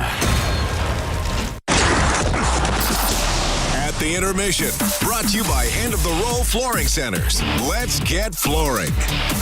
Time now for the out-of-town scoreboard, brought to you by Pizza 73, the official pizza of the Edmonton Oilers. That Memorial Cup game we've been following is in the books now. The Medicine Hat Tigers officially moving to 3-0, and that should punch their ticket to Sunday's final. We'll double-check on that and report back in the post-game, but it was Harrison Mennigan, the first star of the game, the goaltender of the Medicine Hat Tigers. Goals coming from Ethan Newtons, Matthew Ward, and then Ryder Ritchie getting another one into the empty net. That's his 4th of the tournament so far for Ryder Ritchie. Otherwise, you're looking at the Hurricanes and Panthers in Game 5 tomorrow night, live in Carolina. They're trying to stave off elimination, and the Cats look hungry to bury them. So we'll be keeping a keen eye on that one as well. That is the out-of-town scoreboard, brought to you by Pizza 73, the official pizza of the Edmonton Oilers. We sit 2-1 after 40 minutes of play at Rogers Place. A couple of points for Corey Perry, a couple of points for Ryan Nugent-Hopkins en route to what they hope is their 3-1 victory. Some work to be done before that, however, as they march back to the ice at Rogers Place. Play-by-play action coming up next. It's Jack Michaels and Bob Stauffer on the call of the 3rd period. We have been at the intermission. That's brought to you by End of the Roll Flooring Centers. Let's get flooring. This is your Ford Dealers NHL Hockey on the Oilers Radio Network. At the intermission has been brought to you by End of the Roll Flooring Centers. Let's get flooring. Tired of skyrocketing energy bills? Switch to clean, affordable power with Horizon Solar. Whether you want to cut costs, go green, or increase your home's value, Horizon Solar has you covered with tailored solar energy solutions. With current government incentives, there's never been a better time to make the switch. Own your power, control your bills, live sustainably. For your free assessment, call Horizon Solar today or visit horizonsolar.com to get started. Horizon Solar, where going green makes sense. At Northern Lakes College, students work, raise their family, and complete their certificate, diploma, or partnership degree. With NLC's supported distance learning model, you can do it all in a flexible online classroom. Explore a variety of programs from academic upgrading to university studies, including a wide range of courses available through continuing education. Skate into your new career in a learning environment that works for you. NorthernLakesCollege.ca. The education you want, the flexibility you deserve. Hockey season is back. And so are the deals at Boston Pizza. Cheer on your team while ordering off their game day menu, or come in and see what great promotions they have going on. At Boston Pizza, they always have something craveable for you to enjoy. Boston Pizza, proud partner of the Edmonton Oilers. Cheers to a great hockey season. All games, all season. You're listening to the Oilers Radio Network. We bring you back live to Game 4 of the Western Conference Final. Evander Kane just arriving now at the Oiler bench. In the meantime, Draisaitl will take the opening face-off against Wyatt Johnston. Edmonton 20 minutes away from pushing Dallas to the precipice of elimination. We'll have Game 5 for you Thursday night from Dallas at Six Mountain. Off the draw, it's Draisaitl, pulls it loose for Jake Woolman. 2-1 in this game for all the goals on the power play. Draisaitl in the first, Perry in the second. Draisaitl a steal. Driving in right-hand side, tried to center, and a great play by Heiskanen on a pass that was ticketed for Adam Henrique, who's playing the wing with Kasperi Kapanen. Again, that was because Kane was not available for that opening faceoff, but he is back on the Edmonton bench. Oilers already without Zach Hyman. Ranton, a beautiful move coming off the half boards and splitting defenders, but shooting wide of Stuart Skinner, who's made 24 saves through 2 periods. An outlet pass completed to Draisaitl. He'll dump it in, and 1 minute has gone by here in the 3rd period.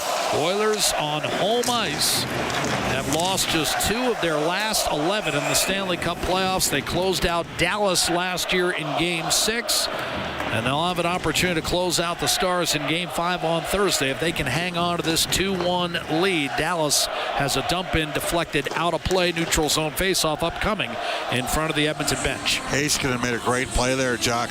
Draisaitl was on his backhand. He's very good on the backhand, but angled the playoff, and the Oilers couldn't swing in front for a stone-cold look. McDavid out there with Nugent Hopkins and Corey Perry. Again, no Hyman, we remind you. Carved off the boards off an Edmonton dump-in, but held in by Nugent Hopkins. He fires in a save made by Jake Ottinger. Nugent Hopkins feeling it, and a quick shot by Perry through Nugent Hopkins' screen is also turned aside by Ottinger. Last 2 years under Chris Knobloch, the Oilers 16-2 in games 4 through 7. Here's McDavid unable to work his way through Thomas Harley. And now a centering pass broken up by Harley. Again off the tape of McDavid. Stars through the neutral zone. Rope Hintz will dump it in. Dallas has played from behind most of the series and quite frankly most of the Stanley Cup playoffs. And Pete DeBoer conceded it could have a wearing effect on his team. Evan Bouchard, a blocked shot from distance, and he'll take it through the neutral zone. Bouchard had it stripped by Duchesne. A backhander to save on Podkolzin by Jake Ottinger. Duchesne actually made a good defensive play, but it went right to Podkolzin, and Ottinger able to come up with a point-blank denial to keep it 2-1. 2 minutes gone by, third period. Edmonton up 2-1 in the series, up 2-1 in Game 4. I think this has probably been Ottinger's best performance, Jack. I mean, I don't think there's any question. I thought in Game 1, Bob, he didn't make one big save that I could think of. The Oilers just handed that one over with their propensity for stupid penalties. And Evander Kane is on the ice here, 2 minutes into the period, along with Frederick. The Oilers are going to need something out of these guys, especially with Zach Hyman knocked out of the game in the first period. I think Frederick's been skating better as this series has moved along. Draisaitl chased out of the circle, and Evander Kane wins the draw back to the high slot. Stetcher has it redirected wide by Trent Frederick. In the meantime, Dallas tries to rake it off the corner boards. A hard pass from Draisaitl eluded Stetcher, and this will be handled by Stuart Skinner, who backs up within the trapezoid, and then his outlet pass was stuffed. So Ottinger goes to work, Marchment with Sagan down low.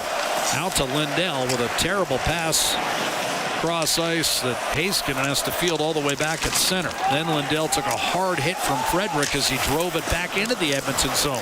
Hard rim by Skinner, kept alive by Heiskanen, redirected dangerously wide in front by Tyler Sagan, who was the hero in Game 1, scoring twice with an assist for Dallas. Quiet since. Here's Podkolzin. Knows he has a man in front, but couldn't get it to Victor Arvidsson, who absolutely blasted Miro Heiskanen. A heavy forecheck applied by Arvidsson, who now has control of the puck and streaks toward the net. Slap shot save, Ottinger. Rebound. If Janmark can one-time it, maybe it's in the back of the net. Instead, Arvidsson lets it go through to John Klingberg, who had his shot broken up by Jamie Benn, his longtime teammate in Dallas. Remember, the Klingberg was a fifth-round pick of the Stars in 2010. Lead pass, and that's out of the reach of Arvidsson, guided by Ottinger into the feet of Alex Petrovic. The Edmonton-born defenseman up the right-hand side. Here's Oscar Beck. His shot deflected out of play by Klingberg with 3 1/2 gone by in this third period. Game 4 reads Edmonton 2, Dallas 1 with 16.5 left in regulation. Well, the Oilers did have a couple opportunities. Great hit by Victor Arvidsson, pounding Miro Heiskanen. That's their best defenseman. And then Arvidsson followed up and got a good rip down the right side. He could really shoot the puck and fight it off with an excellent blocker save. Was Jake Ottinger. The Oilers, Jack, have only won 25% of their draws. Henrique's their best faceoff man. He's 1-8 through 2 periods. Sam Steele, a faceoff against Connor McDavid, playing near his hometown of Sherwood Park. Doesn't live too far from me, actually, right now. Unfortunately for him. Nugent Hopkins will replace McDavid in the circle, right of Stuart Skinner. Steele and Nugent Hopkins. And Nugent Hopkins, a clean face-off win. Bouchard whips it up to center for McDavid. Attacking from the left wing, cuts toward the middle. Backhander on net. Ottinger makes the save. That was kind of a half shot, half pass because Perry was driving the net. Perry, in fact, has the puck. Handles to Kulak. A one-timer booted away by Ottinger. Rebound Steele. Off to Wyatt Johnson, and here come the Stars right to left. Thomas Harley at center ice. Stopped by Bouchard. Got it back, put it up on the plexi, and allowed Steele to go get it against Nugent Hopkins. Kulak ahead for Connor McDavid. He'll charge up the left wing. CC back defensively. Will stand him up. Granlund on the puck for Dallas, ahead for Wyatt Johnston. A soft chip to Harley. Hit his own man with the puck, Granlund, and has to reset for the Stars. 2-1 Edmonton. CC to Johnston. Some confusion as Dallas was in the midst of a change. The puck skitters free to Wallman on to Klingberg for Edmonton. First playoff goal as an Oiler came in Game 3 and applied the finishing touches on a 6-1 Edmonton shellacking of Dallas. Up the right-hand side, Kapanen missed a pass from Wallman, and that leads to an icing call against the Oilers with 15:19 to go in the third period. Dallas, the trailing team, and we saw this in Game 3, lost in the Oilers' third period explosion where they got 3 goals to put it away, was the fact that Edmonton permitted Dallas, who trailed just 3-1 after 2, only 4 shots on net. And here again, Bob, in the first 5 minutes of the third period, Dallas doesn't have a shot on net. Heiskanen with the first shot on net for the Stars off the draw, and a wrister handled by Skinner, and that goes back toward your point of the constant face-off losses are starting to add up on the shot clock and giving Dallas at least a hint of momentum because they had nothing going on in the first 5 minutes. And Draisaitl, Knobloch's going to have to ride Draisaitl and McDavid a lot here. McDavid killing penalties. He's playing in every facet of the game right now. Draisaitl against Roope Hintz won the draw. Blasted toward the net by Lindell. That was deflected wide. Rantanen put it behind for Hintz to Heiskanen. One-touch Hintz. Rolled it around the boards. Mikko Rantanen. He was checked by Nurse. Then got it back. Rantanen protecting on his backhand. Dallas has had trouble finishing in this series, and Rantanen taken now. He has been quiet throughout this series. Heiskanen spins away from traffic. How about that reverse pivot? Just 2 solo assists for Mikko Rantanen in this series. Heiskanen shoots it in. Troy Stetcher around the boards. Brett Kulak run off the puck by Rantanen. Domino effect. Duchesne went down. Inside to Marchment. Out to the point. Liam Bishop. Left wing shot blocked. Marchment's likewise also blocked. And cleared safely by Frederick to Janmark. And then a burst of speed. Kulak down the middle. Turns and centers. And at the last moment, Kane had it taken away by Liam Bishop. Kane for a moment was open. Janmark, good back check through the neutral zone against Marchment. Kicks it back to his defenseman. A stretch play to Arvidsson left wing. Squeezes through traffic. Fell down, however. Has to drop it off for Evan Bouchard. His shot wobbled wide. Rebound. Tyler Sagan will get on the puck, but turn it over to Arvidsson. He, in turn, coughed it up to Duchesne. This game, at times, fiercely fought, frightfully flawed, but a highly competitive Game 4. Chipped in by Oscar Beck. Darnell Nurse up the left-hand side. Nugent Hopkins run off the puck. Jamie Benn will toss it back in for Dallas. Stuart Skinner to Nurse, trapped in the corner. Up the right-hand boards. Perry against Thomas Harley, won the battle and launched one inside the Dallas blue line. Puck retrieval for Ceci. Jamie Benn, nary a point in this series. Up the right-hand side, Oscar Beck. Cross ice, broken up. Good play by Perry. And that creates for McDavid, charging in against Ceci. Button hooks, dishes off. Perry, left circle, shot to save Ottinger. Rebound, Klingberg. Behind the net, Perry. And now Nugent Hopkins on the puck. Shovels it out. A blast by Wallman, and that stayed out. Ottinger appeared to be screened. Wallman can really shoot it. Blackwell with a mistake. He was one stride away from center and then banked it off the board, so it's icing against Dallas. Calvin Pickard, we should mention, backing up Stuart Skinner tonight. He is a perfect 6-0 in the playoffs, and when we talk about Edmonton's depth, we extend that to the goaltending position. Skinner has faced just one shot in this third period, and we've played more than 7 minutes. After the icing call, Henrique returns to the wing with Draisaitl and Kapanen. Face-off win for Draisaitl. Wallman, Klingberg.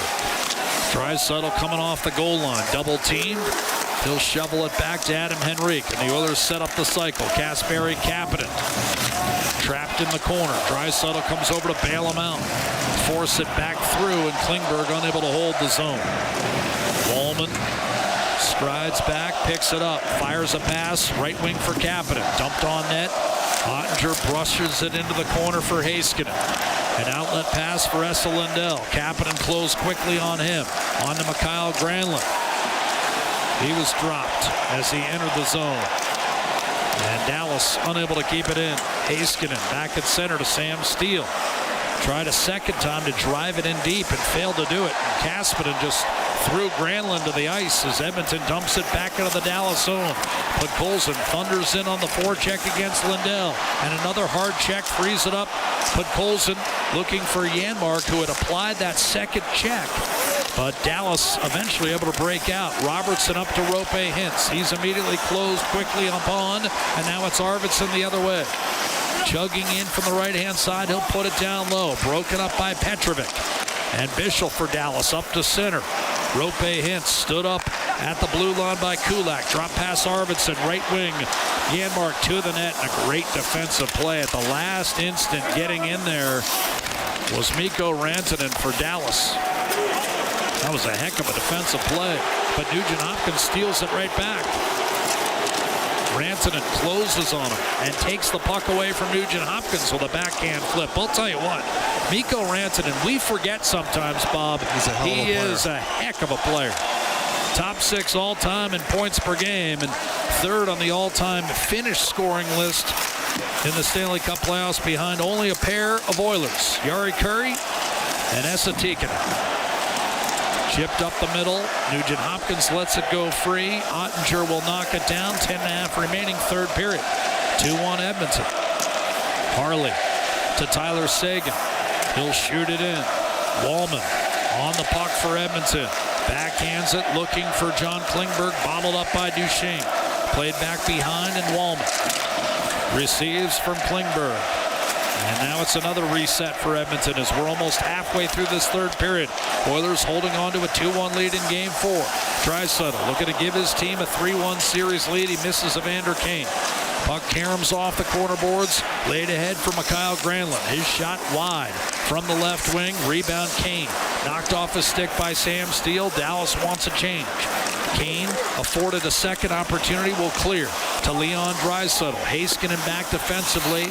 Draisaitl peels off. He wants a change. Lindell shovels it ahead for Granlund. Stretch play to Jason Robertson. The only man to beat Stuart Skinner tonight. Draisaitl and Perry with power play goals for Edmonton. All the goals on the power play tonight. It's Edmonton 2, Dallas 1. Henrique to Janmark with 9.5 minutes left in regulation. And this crowd in an uproar as Edmonton looks to move within a game of the Stanley Cup final. Stetcher, a shot deflected out of play into the mesh, and will take timeout. 9:20 to go in the third. There's nothing like Stanley Cup playoff time in the city of Edmonton. We're downtown at Rogers Place, and this crowd in a controlled fury. Edmonton 2, Dallas 1. The Oilers looking to take a 3-1 series lead. More live third period play-by-play on deck. This is Ford Dealers NHL Hockey, the Oilers Radio Network. When was the last time your electricity and natural gas provider made you feel like this?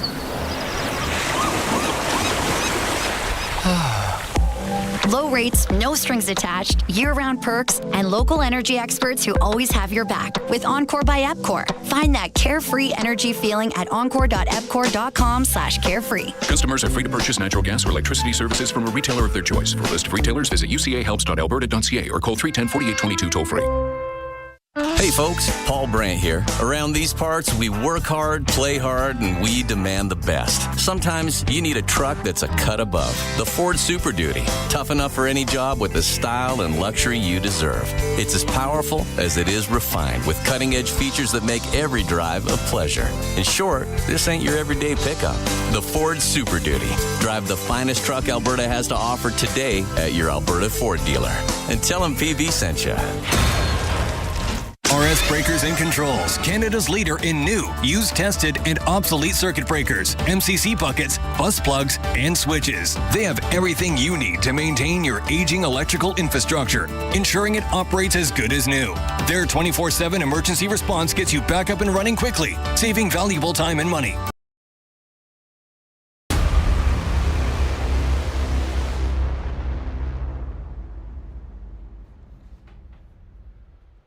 Hey sports fans, look at what came in the mail. Our Silver Creator Award, our plaque is finally here. Isn't it beautiful?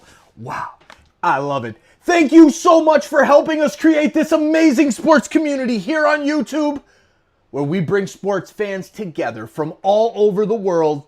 And we're live for every single Toronto sports game. The Blue Jays, the Leafs, the Raptors, the Argos, TFC, and a whole lot more. And we appreciate you being here, chatting it up, keeping it classy, and making this place what it is. If you haven't done so yet tonight in the live that you're watching, whether it's the baseball game, the Blue Jays and the Rangers, the basketball game, Game 4 between the Pacers and the Knicks, or you're here to root on Edmonton for Canada to go after that cup and take a stranglehold in this series over the Dallas Stars, we appreciate it. Please hit that like button. Please share this link out. Subscribe if you're new. Yeah, you haven't subscribed yet? What are you waiting for? Hit that subscribe button and turn on that bell so you don't miss it when we go live. Check out that link that's pinned in the chat. Donate to SickKids if you can. And let's go have some fun and keep it classy. Good luck to your team. Go Oilers, go! Go Blue Jays, go! And go Knicks, go. Let's make this a series. Charging in is Duchesne. Can't get there. Oilers lay it up the left-hand side. It's Leon Draisaitl. Tried to swing it ahead for Kapanen. That was intercepted. Taken by Thomas Harley. Paired with Cody Ceci defensively up to Tyler Seguin. He'll dump it in from the right-hand side. Skinner to play it up the left-hand boards for Edmonton. You've got Henrique, and now Draisaitl has two available options. One of them is Kapanen, right wing, Stetcher to the net. Takes the pass, and it kind of hit the heel of his backhand, and Stetcher ended up getting double-teamed, and that allowed Tyler Seguin to skip one off the plexi and back through the middle. Played by Podkolzin back to Jake Wallman, and it's a reset for Edmonton with 7.5 minutes to play in regulation. Janmark guides one behind the net. Ottinger right-hand side for Petrovic. Sam Steele up the right-hand side. The dormant Dallas offense trying to get her going here.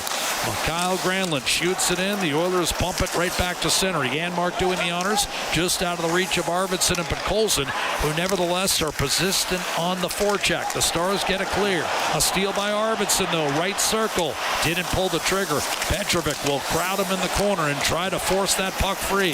Janmark is there. Fires it into the high slot. Kane wasn't sure that Edmonton had completed a change and elected to let the pass go all the way down, and a reset for Edmonton one more time. Wallman with 6:40 left in regulation. Shots in this period, 8 for the Oilers and just 2 for the Dallas Stars. Edmonton led 2-1 after 2. A dump in. Ottinger plays it up the right-hand side. Stars have the puck in the neutral zone. It's fired in by Lindell. Skinner calling signals. Rantanen tried to turn his way toward the middle.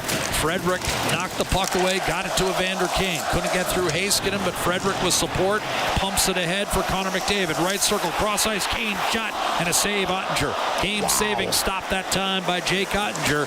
As Bob and I have talked about it ad nauseum tonight, Ottinger's best game of the series, but he has run into Stuart Skinner, who's matching him and surpassing him in terms of the goaltender.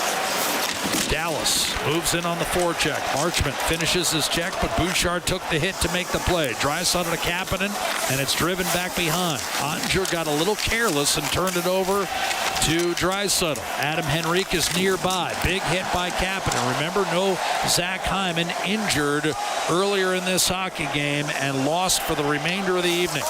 Nurse off to Stetcher, nearly gave it away, but Edmonton even had a third guy down low, and it was Draisaitl to tie up Seguin.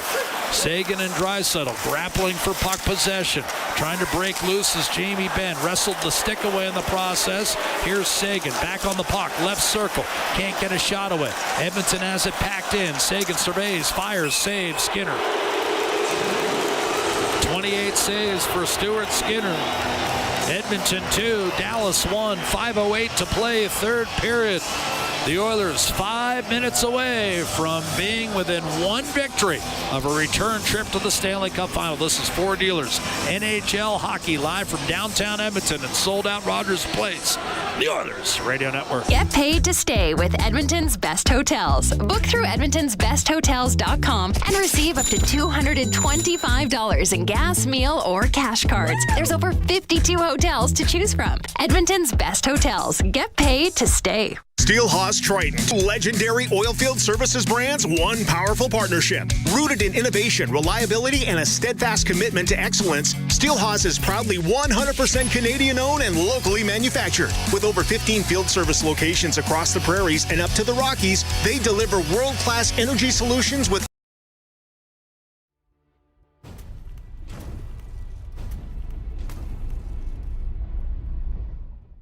Hey, you! Yeah, you! I'm talking to you! Thanks for hanging out with us this afternoon, this evening, what time it is, wherever you're watching from all over the world. Now that we have your attention, please help us continue to grow this amazing community. We are over 100,000 subscribers here on YouTube, and we want to keep climbing all the way up to 250, all the way up to 1 million. Thanks for being here. Thanks for hitting that subscribe button and helping us grow this awesome community. Don't forget to turn on that bell so you don't miss it when we go live for every single game of the Eastern and Western Conference Finals for both the NBA and the NHL as part of our Playoff Pulse campaign. Hey, you! Yeah, you! Joe Bowen here, voice of the Leafs. Holy Mackinac, we've passed 100,000 insiders on Toronto Sports Insider. The Playoff Pulse campaign is unstoppable. Let's aim even higher. Subscribe now and join this amazing community making a difference. Together, we're showing SickKids the power of sports fans worldwide. Let's keep growing this global community. Hey, you. Yeah, you. Easton Kyle Granlund tried to nudge it in front. I'm loving these Playoff Pulse live hangouts. Subscribe and turn on the bell to catch every game. Keep the chat buzzing and let's cheer for SickKids together. See you in the chat. On the power play tonight and 60% at home in the playoffs. So this may allow Edmonton the requisite separation to put the game away.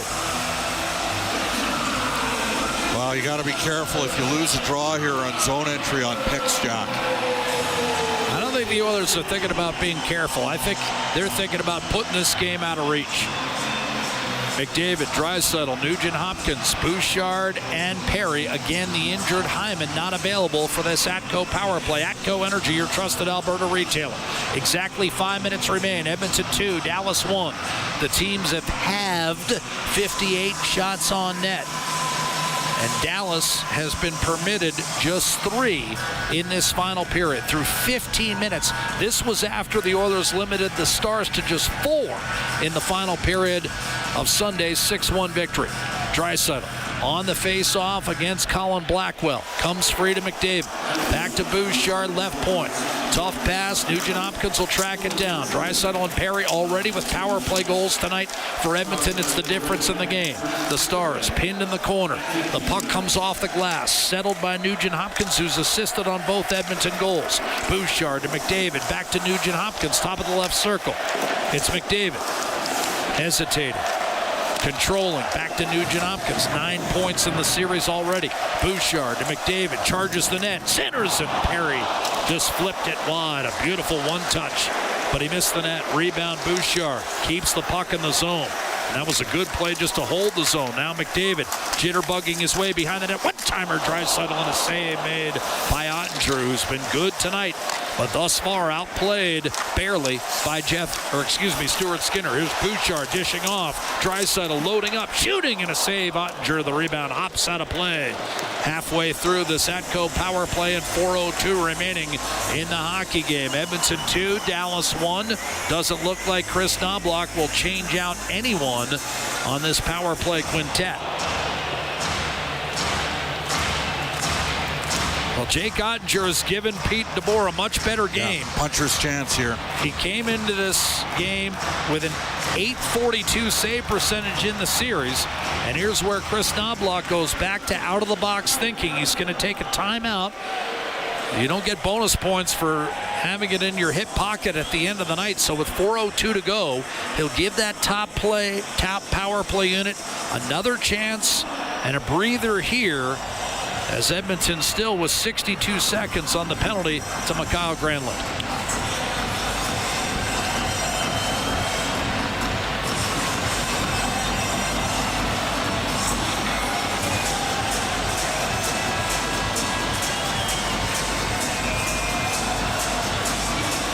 Again, face-off win would be critical here. The Oilers got 58 seconds of zone time and 2 shots on goal and 1 near miss on a tap-in from Corey Perry. Got 3 real good looks. Power play coming into this series, 6 for 24, but again, all the damage at home. Draisaitl lining up against Sam Steele. Crowd revving it up, looking for an insurance goal that might put this game away, but Steele wins the faceoff from Draisaitl. Harley a chance to clear, and he does. Steele's been terrific for Dallas, Jack. The entire series. Yep. You can make an argument he's been Dallas's best forward. Here's Evan Bouchard from center ice, kicks it back to Connor McDavid. Cuts left, but therein lies the problem if you're Pete DeBoer. Sam Steele can't be your best forward if you want to win the series. A clear by Esa Lindell back to center. Bouchard from the red line, it's Draisaitl. Immediately, 2 stars run at him, and it's Steele who muscles it back through center ice. 25 seconds left on the man advantage. Down to 3:25 in the hockey game, and that's part of the problem there. Edmonton would have been offside. Got to get a change here. Well, you do, but Dallas had 5 minutes to rally from a goal down. Now they're going to have 3. Lead pass, Colin Blackwell. He starts in from the left-hand side. Dallas still shorthanded for another 5 seconds. Ceci will keep the puck down deep. Henrique will take it from Jake Wallman and then feather a pass back for John Klingberg. Steered to first Henrique. Arvidsson made sure to get a touch and get it in deep. Dallas is back at full strength. We'll keep an eye on Jake Ottinger with 2:45 to go. The outlet pass to Rope Hintz, and Ottinger heads for the bench. Extra attacker on. 6-on-5 Dallas. Stars trying to tie the game. It's 2-1. That was the score in Game 6 last year, a game that ended Dallas' season. Despite the Oilers being outshot 34-10 that night, they got a similar type performance from Stuart Skinner, who has turned aside 27 of 28. A break for Dallas. He had 1 more television timeout, so they don't have to take their timeout. We have a break in the action, 2:35 to go in the third. The Oilers 2, the Stars 1. Edmonton 2.5 minutes away from being 1 victory shy of a return trip to the Stanley Cup Final. This is Four Dealers NHL Hockey, the Oilers Radio Network. Hey Edmonton, big moves need big talent, and AMJ is your go-to partner. For all local residential and commercial relocations, AMJ delivers a smooth, stress-free experience. AMJ, your team for every move. Contact your local branch today. Rogers is Canada's largest and most reliable 5G network. We're made for Oilers fans. You can stream Leon scoring in Leduc. Watch Tide tie things up in Tofield. Or check out Connor doing Connor things in Kalmar. And even watch Stewart steal the show while you're in Sedalia. Try saying that 3 times fast. Rogers, proud partner and fan of your Edmonton Oilers. Do your tires feel like hockey pucks on the road? Perhaps it's time for a new set of Atturo tires. No matter what you drive, Atturo has the right fit for you, including the all-new Trailblade HT and AZ810, premium all-weather tires for your pickup, car, SUV, or crossover. You can rest assured that Atturo tires will get you through all 4 seasons. Available at Action Car and Truck, Point S, and tire shops everywhere. Find a dealer near you at atturo.com. Hey Edmonton, big moves need big talent, and AMJ is your go-to partner. For all local residential and commercial relocations, AMJ delivers a smooth, stress-free experience. AMJ, your team for every move. Contact your local branch today. 2:35 to play. Dallas with an net empty. 6-on-5. Face off to the left of Stuart Skinner. Draisaitl out there with Henrique and Kapanen. Wins the draw. Kulak and Urs the D pairing. A lead pass. Kapanen has an empty net and pokes it home. Empty netter. Kasperi Kapanen. Edmonton extends to a 3-1 lead with 2:27 to play. Draisaitl, Dallas dominated the face-off circle in this game, 64%, but Draisaitl wins the draw, and Kulak with the presence of mind to elevate the puck, and Kapanen skated under it. It's the old alley-oop, and that wasn't R.C. Owens, Jack. That was Kasperi Kapanen.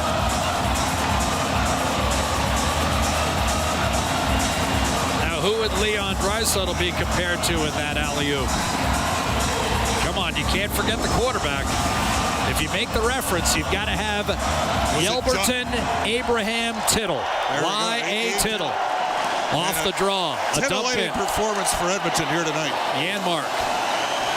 Now they're going to pull him again here, Jack, if they get the chance. Rope hits. Well, it's 3-1 with 2 1/4 to go. You got to. And sure enough, the Stars with an outlet pass. McDavid defending against Robertson. Skinner off the dump in, leaves it, and it's cleared off the left-hand glass, tipped by a Dallas player, so no icing call. 3-1 Edmonton. Kasperi Kapanen, who ended the Vegas series with an empty netter to put the Oilers ahead 3-1. Stars pour back in. Man tripped up, no penalty call. Duchesne took a look, didn't get the call, and the Oilers funnel it off the glass and out. Robertson up through center will snap it in around the boards. Skinner to knock it down. He'll play it hard up the left-hand side for Draisaitl. On to Adam Henrique. He waits, and he lofts the puck, and it went off a star and out of play, and they're going to say neutral zone face-off. Another break for the Edmonton Oilers with 1:27 to go. Draisaitl and Kulak with the assists on the empty netter. Now, was that the $1 million backfield, or was that post-dated by the time that Tittle was in there with R.C. Owens? No, that was $1 million backfield. John Henry Johnson. McElhaney? Hugh McElhaney. And who? Joe Perry. There you go. Face off right-hand side. 3-1. 1:27 to go.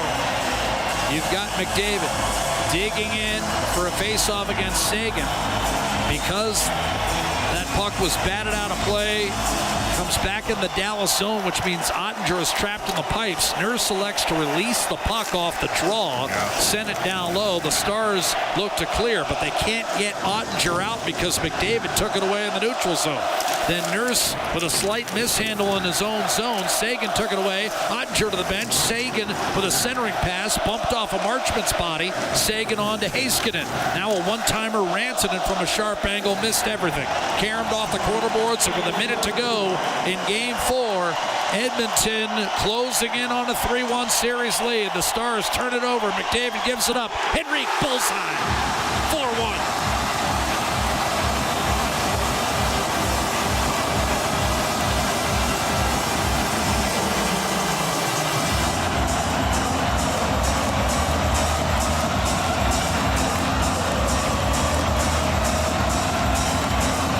Edmonton's going to be one win away from a return trip to the Stanley Cup Final. McDavid teed it up for Henrique, and he made no mistake from just outside his own blue line. Time of the goal, 19:10.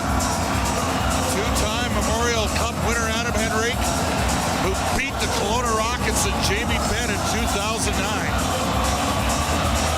And that's the furthest goal he's ever scored as a winner. That's his fourth of the playoffs, Jack. Face-off win for Trent Frederick. Henrique's 13th career playoff goals. 6 of them have been game winners. 2 of them have ended series. Sam Steele in tight to Oscar Beck, stopped by Stuart Skinner, who has outplayed Jake Ottinger yet again. And those chants are unmistakable. We want the cup. Let's hear it.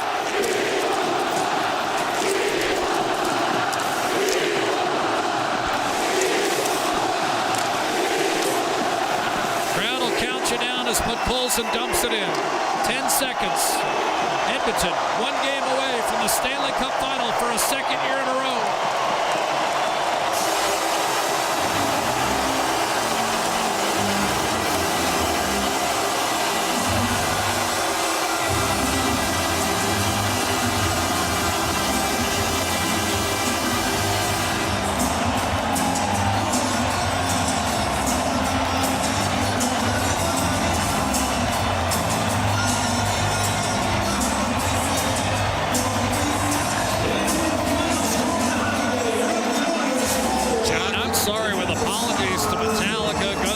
houses and some of the greatest rock and roll bands of our time.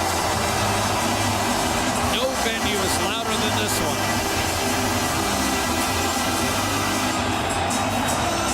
Jack, in the third period, the Edmonton Oilers outshot the Dallas Stars to the tune, unofficially, 14-4. 14-4.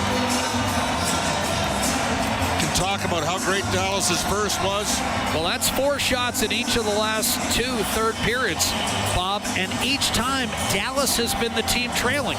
3-1 in Game 3, 2-1 in Game 4, and with the game very much available to them, the Stars have managed a combined 8 shots in 40 minutes. Let's send it down to Aiden, who's with Kasperi Kapanen, who put it away. Yeah, thanks a lot, guys. Kasperi, through the first 2 periods, you guys held on to 2 leads, but it kind of felt like they had your number a little bit there, just being outshot a little bit. But in the third period, really turned on the Jets there, and things started to really go your way. What was kind of the switch there for your group? Yeah, I think they were just shooting a lot of pucks, so it felt like, they were on top of us, and we were taking penalties too, which didn't help. Other than them scoring that 1 goal, I thought our PK was pretty good. Obviously, our power play was great today.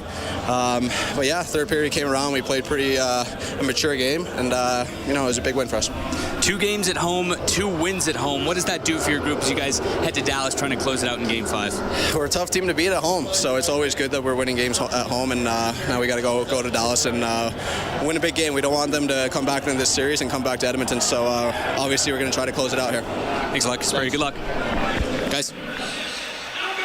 Well, Bob, we're seeing 2 teams on a collision course for a trip to the Stanley Cup Final, the 3rd such rematch in the last 45 years. Yeah. Florida's a little beat up. Edmonton lost Zach Hyman tonight. And the fact that the decision was so quick, sorry to interrupt you, that they made it so quickly that he wouldn't be back, is concerning. Sure, but I guess my point is, and I know Florida lost the other night, but these 2 teams are looking like wagons right now. The Oilers can play any which way you want it. I thought really for the first 30 minutes tonight, a little bit of, I would say, for lack of a better word, fire wagon hockey. Yeah. And yet, when it was time to close it out, Edmonton did so emphatically, and you wonder whether Stuart Skinner is starting to get in the heads of the Dallas Stars. Peter DeBoer said as much the other day. He said, I've seen this before. I'm not surprised that Stuart Skinner is doing it to us again. And he was terrific again tonight with 28 stops, and the team really insulated him as the game wore on. There's no question, Edmonton, and I think that's what's got people, you got to be pumped up if you're a fan of the Edmonton Oilers. It's just that Stuart Skinner looks like he's getting better, Jack. That's like he's starting to hit a stride here. He's playing one of the best goaltenders in the world, and he's completely outdueled them through the first 4 games of the series. It's not even, and tonight was Jake Ottinger's best performance. And at the end of the day, Stuart Skinner outplayed him. That's all you can ask for if you're a fan of the Edmonton Oilers. We said before the series started, we thought that the Dallas Stars, we needed Jake Ottinger to outplay Stuart Skinner. I didn't think that the goaltending for the Edmonton Oilers would be this good. It's been good. Now, Hyman, we'll have to get an update afterwards from Chris Knobloch. That is concerning, but Edmonton's got lots of other players chomping at the bit. It's a different, as you talked about, completely. Matt, remember the Winnipeg series back? That series they back? They played 9-4. 9-4. They got 8 defensemen that can play. We might see, because Connor Brown, if he's in the protocol, will not be able to play on Thursday. So we may see a scenario where the Oilers go 11-7, and maybe they look at putting Matthias Ekholm in and graduating him. You could see 11-7. You also have a guy who scored 30 goals 5 times in his career sitting in the wings. As a potential option. Fair comment. And a guy who's hungry for playoff competition. Played just the first game against Los Angeles, and we haven't seen Jeff Skinner since. But as you rightfully point out, his namesake, Stuart Skinner, his save percentage in his 5 wins, it's hard to compute because if you round up, it's close to 1,000. Stuart Skinner now 5-4 in the postseason. He has been tremendous in this series. He has faced 115 shots, and he stopped 108. and just a guy that, for whatever reason, seems to save his best for the Western Conference Final. That's a save percentage just a hair under 94. And as Bob rightfully points out, even though Ottinger was better tonight, he wasn't good enough. The 3 power play goals in the first 2 periods decide the game, and 2 of them belong to Edmonton. Draisaitl and Perry, with both assisted by Ryan Nugent-Hopkins, and then it was Jason Robertson in between for Dallas. The Stars mustered a grand total of 4 shots on net in the 3rd period, and they are now within a game of losing in the Western Conference Final for a 3rd consecutive year. Edmonton wins Game 4 4-1, takes the series 3-1. What do you look for, if anything, in Game 5? Give me the Dallas perspective. What can the Stars do? They got to think that at some point Skinner's not going to have a .977 save percentage over the last 3 games. He has stopped 86 of 88 shots. They got to think eventually we're going to get through. We're back on home ice. We're the Dallas Stars. We've played 3 straight conference finals. Now, Jack, it's got to be stated. The Dallas Stars have been outscored 18-2. You mentioned that. 18-2 in their last 4 road games. The Oilers, are they playing with house money going to Dallas? I don't think so. I think it'll be close it out. Incumbent upon Edmonton not only to close it out, Bob, in terms of not giving Dallas any life, but also, we talked about it, Florida's missing 3 regulars. Now Edmonton has seen Connor Brown and Zach Hyman go down in this series. If you're able to shorten series, you also, by the transitive property, reduce your chances of losing guys for the next round. Worst case scenario for Edmonton, if there was a Game 7 in this series, Connor Brown's okay. He's just in the protocol. Right. He would be available to play. But I'm just saying, you don't want to lose more guys, right? And every game you play, you can lose another. We'll get an update on Hyman. But man, oh man, special teams and goaltending. That's what we wanted for him tonight. And also, I think, Bob, Edmonton's depth. You talked about it. I mean, at various points during this game, the Oilers didn't have Janmark, Hyman, Brown on the penalty kill, and yet the penalty kill responded with kills when it needed. The depth in terms of goaltending, you've got Calvin Pickard sitting on the bench with a 6-0 record, and now Stuart Skinner has come on and won 5 of his last 6 starts, as you say, playing out of his mind. And Jake Ottinger, a hard luck loss tonight. He faced a grand total of 31 shots and allowed just 2 goals, but it was not enough. He's now 9-8 in the postseason, and he's lost 3 starts in a row. We're talking about the guy with the best winning percentage in the history of the National Hockey League Stanley Cup playoffs following a loss. Well, he's lost 3 in a row, and now Edmonton can close out the series in Game 5. Bob and I will have it for you on Thursday night, live from American Airlines Center at 6 o'clock Mountain Time. Probably a 6:20 puck drop if you're trying to nail me down. Draisaitl finishes with a goal and an assist. Nugent-Hopkins and McDavid each with 2 assists, and Corey Perry at age 40, the game-winning goal on the power play goal midway through the 2nd period. You've got Kapanen and Henrique applying the coup de grace with empty netters in the final 2.5 minutes. The final score of Game 4, Edmonton 4, Dallas 1. The Oilers lead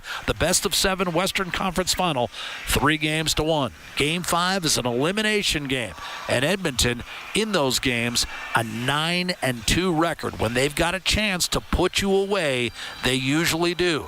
Vegas found out. LA found out. Dallas will try to deal with it on Thursday night. Until then, for, of course, Brendan Escott and Rob Brown and Aiden Annam down ringside, and I, of course, have to say, my broadcast partner, Bob Stauffer, who, if you're looking for $1 million backfield reference, you got it tonight from Rogers Place. You also got an Oiler win. 4-1 your final, Edmonton. I'm Jack Michaels. Ladies and gentlemen, the pleasure was all ours. The Rogers postgame show starts right now. Exclusive live interviews, expert analysis, and game highlights. This is the Rogers postgame show. Once again, here's Bob Stauffer on the Oilers Radio Network. Bouchard to Draisaitl, top of the right circle. He waits, he dishes. Bouchard showing one-timer, instead feeds McDavid. Left circle, Nugent-Hopkins drags in front. Tapped home, Corey Perry. Power play goal. The Oilers regain the lead, 2-1. There you go. that's the highlights of it for Century Casino. All in, all games, all season. Century Casino, 3 great locations. Edmonton, St. Albert, next to the Edmonton International Airport at Century Mile. Welcome to the Winter Zone. The game winner tonight from Corey Perry scores his 6th of the playoffs, which Jean Beliveau had 39, the 39-year-old year. Perry is now officially 40, but this is considered his 39-year-old year. That is the most in NHL history by a player of that age. Man, oh man, Corey Perry has been money. Such a smart player. Stuart Skinner, stellar. He was excellent once again and loves his matchup against the Dallas Stars. The Edmonton Oilers victorious. The final score 4-1, and this is the Rogers postgame show on the Oilers Radio Network. Did you know The Brick is proudly Canadian-owned and operated? We started right here in Canada over 50 years ago. Now, our 5,000 team members are proud to be your neighbor in more than 200 communities across Canada. And we support all Canadians with a growing selection of quality-made Canadian products and manufacturers. Nobody knows more about furnishing Canadian homes at the guaranteed lowest price than us. The Brick, saving you more.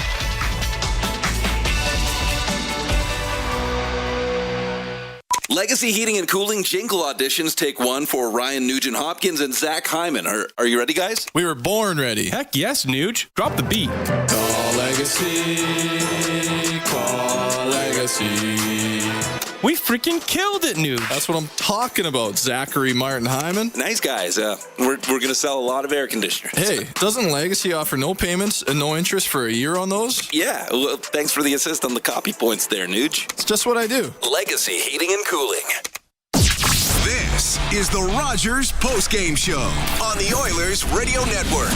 Kulak and the D pairing. A lead pass. Kapanen has an empty net and pokes it home. Empty netter. Kasperi Kapanen.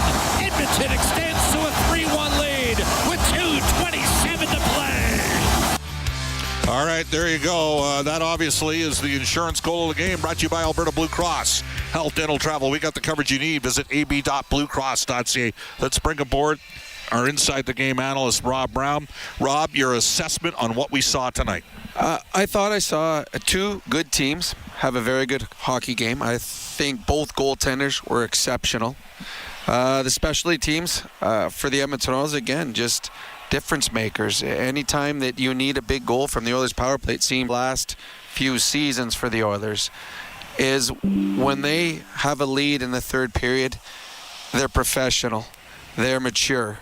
And they shut the other teams down. And I know that you said at the end of the game the shots were like 13-4, something like that in the third period. Usually there's a shot effects where the team that's trailing has a lot of shots. Yeah. And it was not the case tonight as the Oilers really gave the Dallas Stars nothing. Dallas had some zone time, but the Oilers did a really good job of boxing them out, keeping everything to the outside, blocking shots, taking care of the blue paint. This was a great effort by the Dallas Stars, but it wasn't enough against an Oilers team that knows how to win. And you talked about with depth. They went in tonight almost the entire game without Zach Hyman, who's a 54 goal scorer and was going to set the record for most hits ever in the history of a playoff run. This Oilers team is good. But they do have to finish it off as soon as possible. I agree. They have to finish it off. So here's the thing. Yep. It didn't look good for Hyman. So we're not going to – they made a quick decision. And I heard you talking, and I'm texting with my buddies. The fact that we knew halfway through the first period that he wasn't coming back. Not good. The way he left, no, it was not good. All right. So – and Mason Marchand with a healthy run on it. And there was some stuff that happened in the first period that wasn't pretty. The Oilers got the goaltending. Skinner. Rob, 86 of 88 over the last 3 games. That's a .977 save percentage. I don't know if we've seen a goalie string that good of 3 games in a row since Cujo against the Colorado Avalanche back in '98. But you look what he's done in his last 6 games. He's 5-1. And in those 5 wins, he's got 3 shutouts and 2 one-goal games. And it's against 2 powerhouse teams. It's against a Vegas team that is deep throughout its lineup and a Dallas Star team that's deep throughout its lineup. It is frustrating. You and Jack were talking, does it get in the heads of the players? Yes. I saw a number of Dallas Stars miss the net early in the game on wide open looks because they're trying to be precise now instead of just firing the net. There's a frustration level when in the first period the Dallas Stars probably felt they should have been winning. They had more chances. They had more shots. but they're not getting anything. You're sitting in the dressing room between periods, you're like, okay, I mean, we can't play any better than that. We're still trailing on the scoreboard. So Stuart Skinner is locked in. And we've been talking about it a lot, not as much with you, but with Brendan and with podcasts and stuff. The importance, and you and Jack just talked on it, the importance of both Florida and Edmonton finishing their series off because of injuries that are possible, because of suspensions. And in the last game for the Florida Panthers, they missed 3 really good hockey players out of their lineup. Tonight, the Edmonton Oilers lost one. They lost one last game. You want to finish it off. You do not want to have to play an extra game where something bad can happen. And we've seen that. Well, 2 years ago, the top 2 goal scorers in the National Hockey League are Reinhart and Hyman. Both players are out for their respective teams right now. Those are 2 huge losses. Yeah, absolutely. Rob, great stuff. Sounds good, Bob. This is the Rogers postgame show on the Oilers Radio Network. At Fountain Tire, we're all about one thing: taking care of your vehicle. Oh, and your wallet. I guess that's 2 things. Save up to 20% off select tires until June 14th. Fountain Tire. We're on this road together, Canada. Pizza 73, the official pizza of your Edmonton Oilers. Loyal to the oil, in Edmonton we trust. Rising to the top like a pizza crust. Got the flavors to play, yeah. Cooking on ice. Hunger happens, gotta score a slice. Let's go Oilers, E-Town unite. Ice District to Jasper, downtown to White. Wearing orange and blue, game on the stream. Make the right call, Pizza 73. Let's go Oilers. 737373, Pizza 73.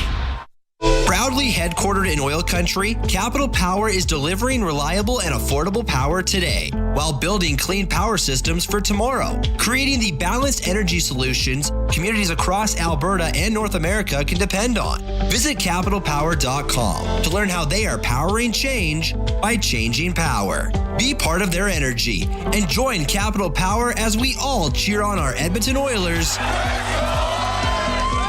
on their quest to win it all.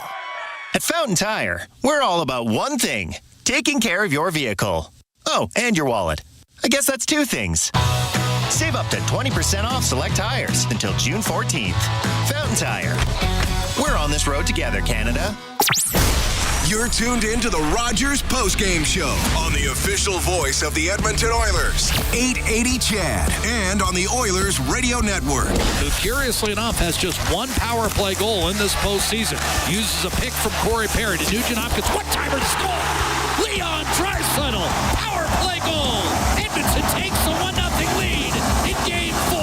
That's the plus play of the game, brought to you by Catelli Protein Plus with the classic taste of Catelli and 17 grams of protein. It's the most delicious way to score with your taste buds on and off the ice. To the out-of-town scoreboard, brought to you by Pizza 73. The Medicine Hat Tigers have advanced straight to the Memorial Cup final. Willie Desjardins squad led by Gavin McKenna. With Tanner Molendijk on defense and local product Bryce Pickford. They have Hunter St. Martin is from Edmonton. He's on that team. 3-0. They are in the Memorial Cup final, and they will await the winner of London against one of the 2 Quebec League teams, because London beat both Quebec League teams. So Sam O'Reilly's squad is in the semifinal, and we'll wait for that. Carolina Hurricanes trying to extend their season at home tomorrow. They're down 3-1 to Florida. The Edmonton Oilers are now up 3-1 on Dallas, and the Edmonton Oilers have outscored the Dallas Stars 13-2 over the last 3 games. This is the Rogers postgame show on the Oilers Radio Network. Real Canadian Superstore has more ways to save than any other major grocer. Check out their weekly flyer for PC Optimum offers, deals on club size, no name, and always low-priced everyday items. Visit in-store to find everything from fashion and home decor to toys and electronics. And don't forget their new Fresh Promise on produce. If your produce isn't fresh, they'll replace it and refund it. There are so many ways to save at Real Canadian Superstore. See their flyer for details. Get ready to live sky high. Sky Signature Suites offers remarkable units for rent. On Sirius and XM channels 167, Internet 930, Stars on Sirius 210, XM 219 and Internet 928, national feed on Sirius XM and Internet channels 91. For 24/7 coverage of the NHL season and hockey across the world, keep it locked on Sirius XM NHL Network Radio, channel 91. I'm Frank Trachtenberg with your Sirius XM NHL schedule for Tuesday, May the 27th. All times are Eastern, and please remember, all games, times, and channels are subject to change. Check SiriusXM.com for the latest updates. In the NHL playoffs, 8 p.m., Edmonton Oilers take on the Dallas Stars. Oilers on Sirius and XM channels 167, Internet 930, Stars on Sirius 210, XM 219 and Internet 928, national feed on Sirius XM and Internet channels 91. Get the latest news, opinion, and analysis from MMA to boxing and the professional wrestling world 24/7. SiriusXM Fight Nation, SiriusXM 156, and the SXM app. Tampa Bay Lightning head coach John Cooper stopped by for a morning skate with Gord Stellick and Scott Laughlin on SiriusXM NHL Network Radio on SiriusXM Channel 91 to talk the keys to his success over the years and the challenge of getting to the Stanley Cup Final 3 years in a row. John, I'm going to ask you to be a little bit self-analytical and, being in the business that you're in and knowing how successful you've been and what drives you and motivates you. What do you think has been the key to your success over the years? I mean, every league you've been in, you've won, you've had the staying power, and you've had all kinds of championship pedigree. If you say, hey, look, I'm still going strong, I'm still chasing another ring, what is it that keeps you going, and what is it in particular that you feel has made you as successful as you've been? I would say there's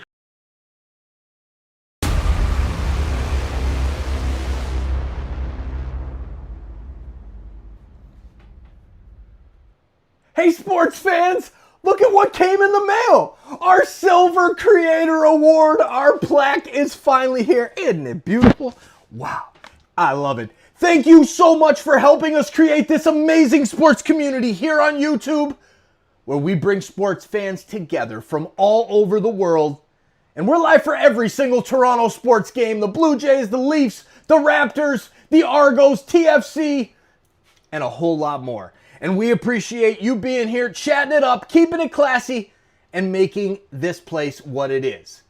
If you haven't done so yet tonight in the live that you're watching, whether it's the baseball game, the Blue Jays and the Rangers, the basketball game, Game 4 between the Pacers and the Knicks, or you're here to root on Edmonton for Canada to go after that cup and take a stranglehold in this series over the Dallas Stars, we appreciate it. Please hit that like button. Please share this link out. Subscribe if you're new. Yeah, you haven't subscribed yet? What are you waiting for? Hit that subscribe button and turn on that bell so you don't miss it when we go live. Check out that link that's pinned in the chat. Donate to SickKids if you can. And let's go have some fun and keep it classy. Good luck to your team. Go Oilers, go! Go Blue Jays, go! And go Knicks, go. Let's make this a series.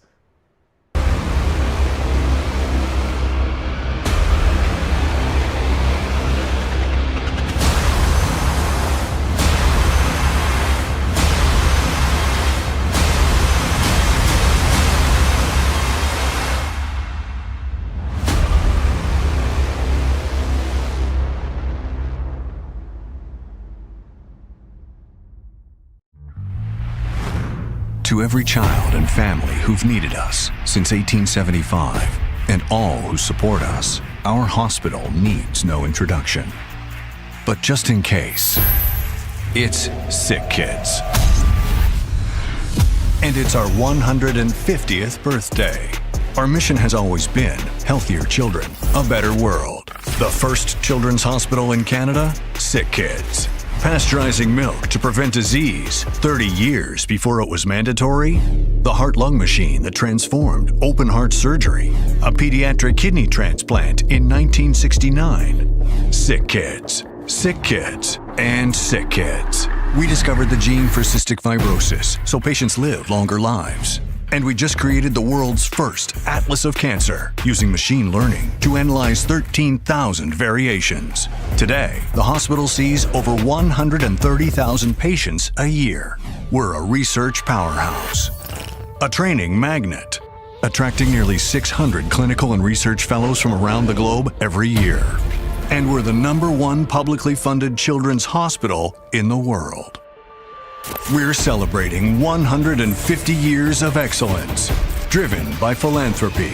What's next? Thanks to donors like you, we're going to keep healing Canada and the world, and we're going to heal the future.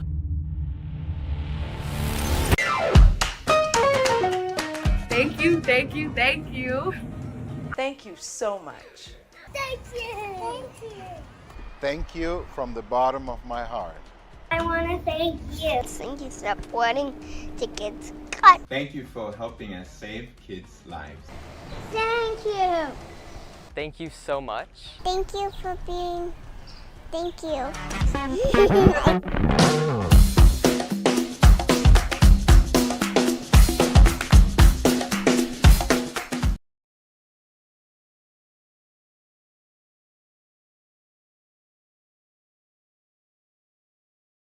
In hockey across the world, keep it locked on SiriusXM NHL Network Radio, Channel 91. I'm Frank Trachtenberg with your SiriusXM NHL schedule for Tuesday, May the 27th. All times are Eastern, and please remember, all games, times, and channels are subject to change. Check SiriusXM.com for the latest updates. In the NHL playoffs, 8 p.m., Edmonton Oilers take on the Dallas Stars. Oilers on Sirius and XM channels 167, Internet 930, Stars on Sirius 210, XM 219 and Internet 928, national feed on Sirius XM and Internet channels 91. MLB Network Radio is your home for 24/7 baseball talk, featuring on-site coverage of every major event from spring training through the World Series and expert analysis from former general managers and players. SiriusXM, Channel 89. Iron Mike Keenan, former NHL head coach, came on the morning skate with Scott Laughlin and Gord Stellick for SiriusXM NHL Network Radio. That's SiriusXM Channel 91. He was on to promote his new book, Iron Mike, My Life Behind the Bench, and he took some time to talk about his career, specifically the regrets and the influences. When you get a chance to sit down now and you think back on all these times, any regrets? Yeah, of course you have regrets. I had the heat turned up quite a bit at my own distraction, so I could have, and I evolved, and even Greg, you just mentioned Greg Gilbert. He said, Mike, you're completely different here in New York than you were in Chicago. So you learn from your own mistakes, and for some reason I was so driven. I took it personally if we lost, personally, and I was miserable. And I could have probably managed the principles of my coaching career and what I thought was important, that I would always stay intact with those, but the methodology could have been turned down a bit and probably a little too intense, a little bit smoother, a little too intense at times, yeah. For sure. Now, big names: Scotty Bowman, Roger Nielsen, Tom Watt. I mean, I don't know, mentors, friends. How did they all influence Mike Keenan? Well, first of all, I played for Tom at University of Toronto, and then we developed a close relationship, and I would talk to him a lot about coaching. Now I'm in Peterborough. He'd come and see me, and we developed sort of a minor league team for him, because the guys that couldn't play for U of T right away, like Mike Polino, come out to play with me in Oshawa. And so we developed a relationship that way. But we talked a lot about hockey. He taught me more about hockey than anybody else. And then Roger and I have a relationship through Peterborough. We're getting now into sort of the technical part of video replay and how that. And then I got Scotty Bowman, the greatest ever. He hires me for the first time. Probably saw a little bit of himself in me. And he's calling me in the middle of the night after every game. He drives home from Rochester, and at 2 or 3 in the morning, and I'm not exaggerating, sometimes an hour conversation in the middle of the night. Why did you put Bob Mongrain on the penalty killing at that time? Like, okay, Scotty. But he was just, and he would test me all the time, and I just give him a firm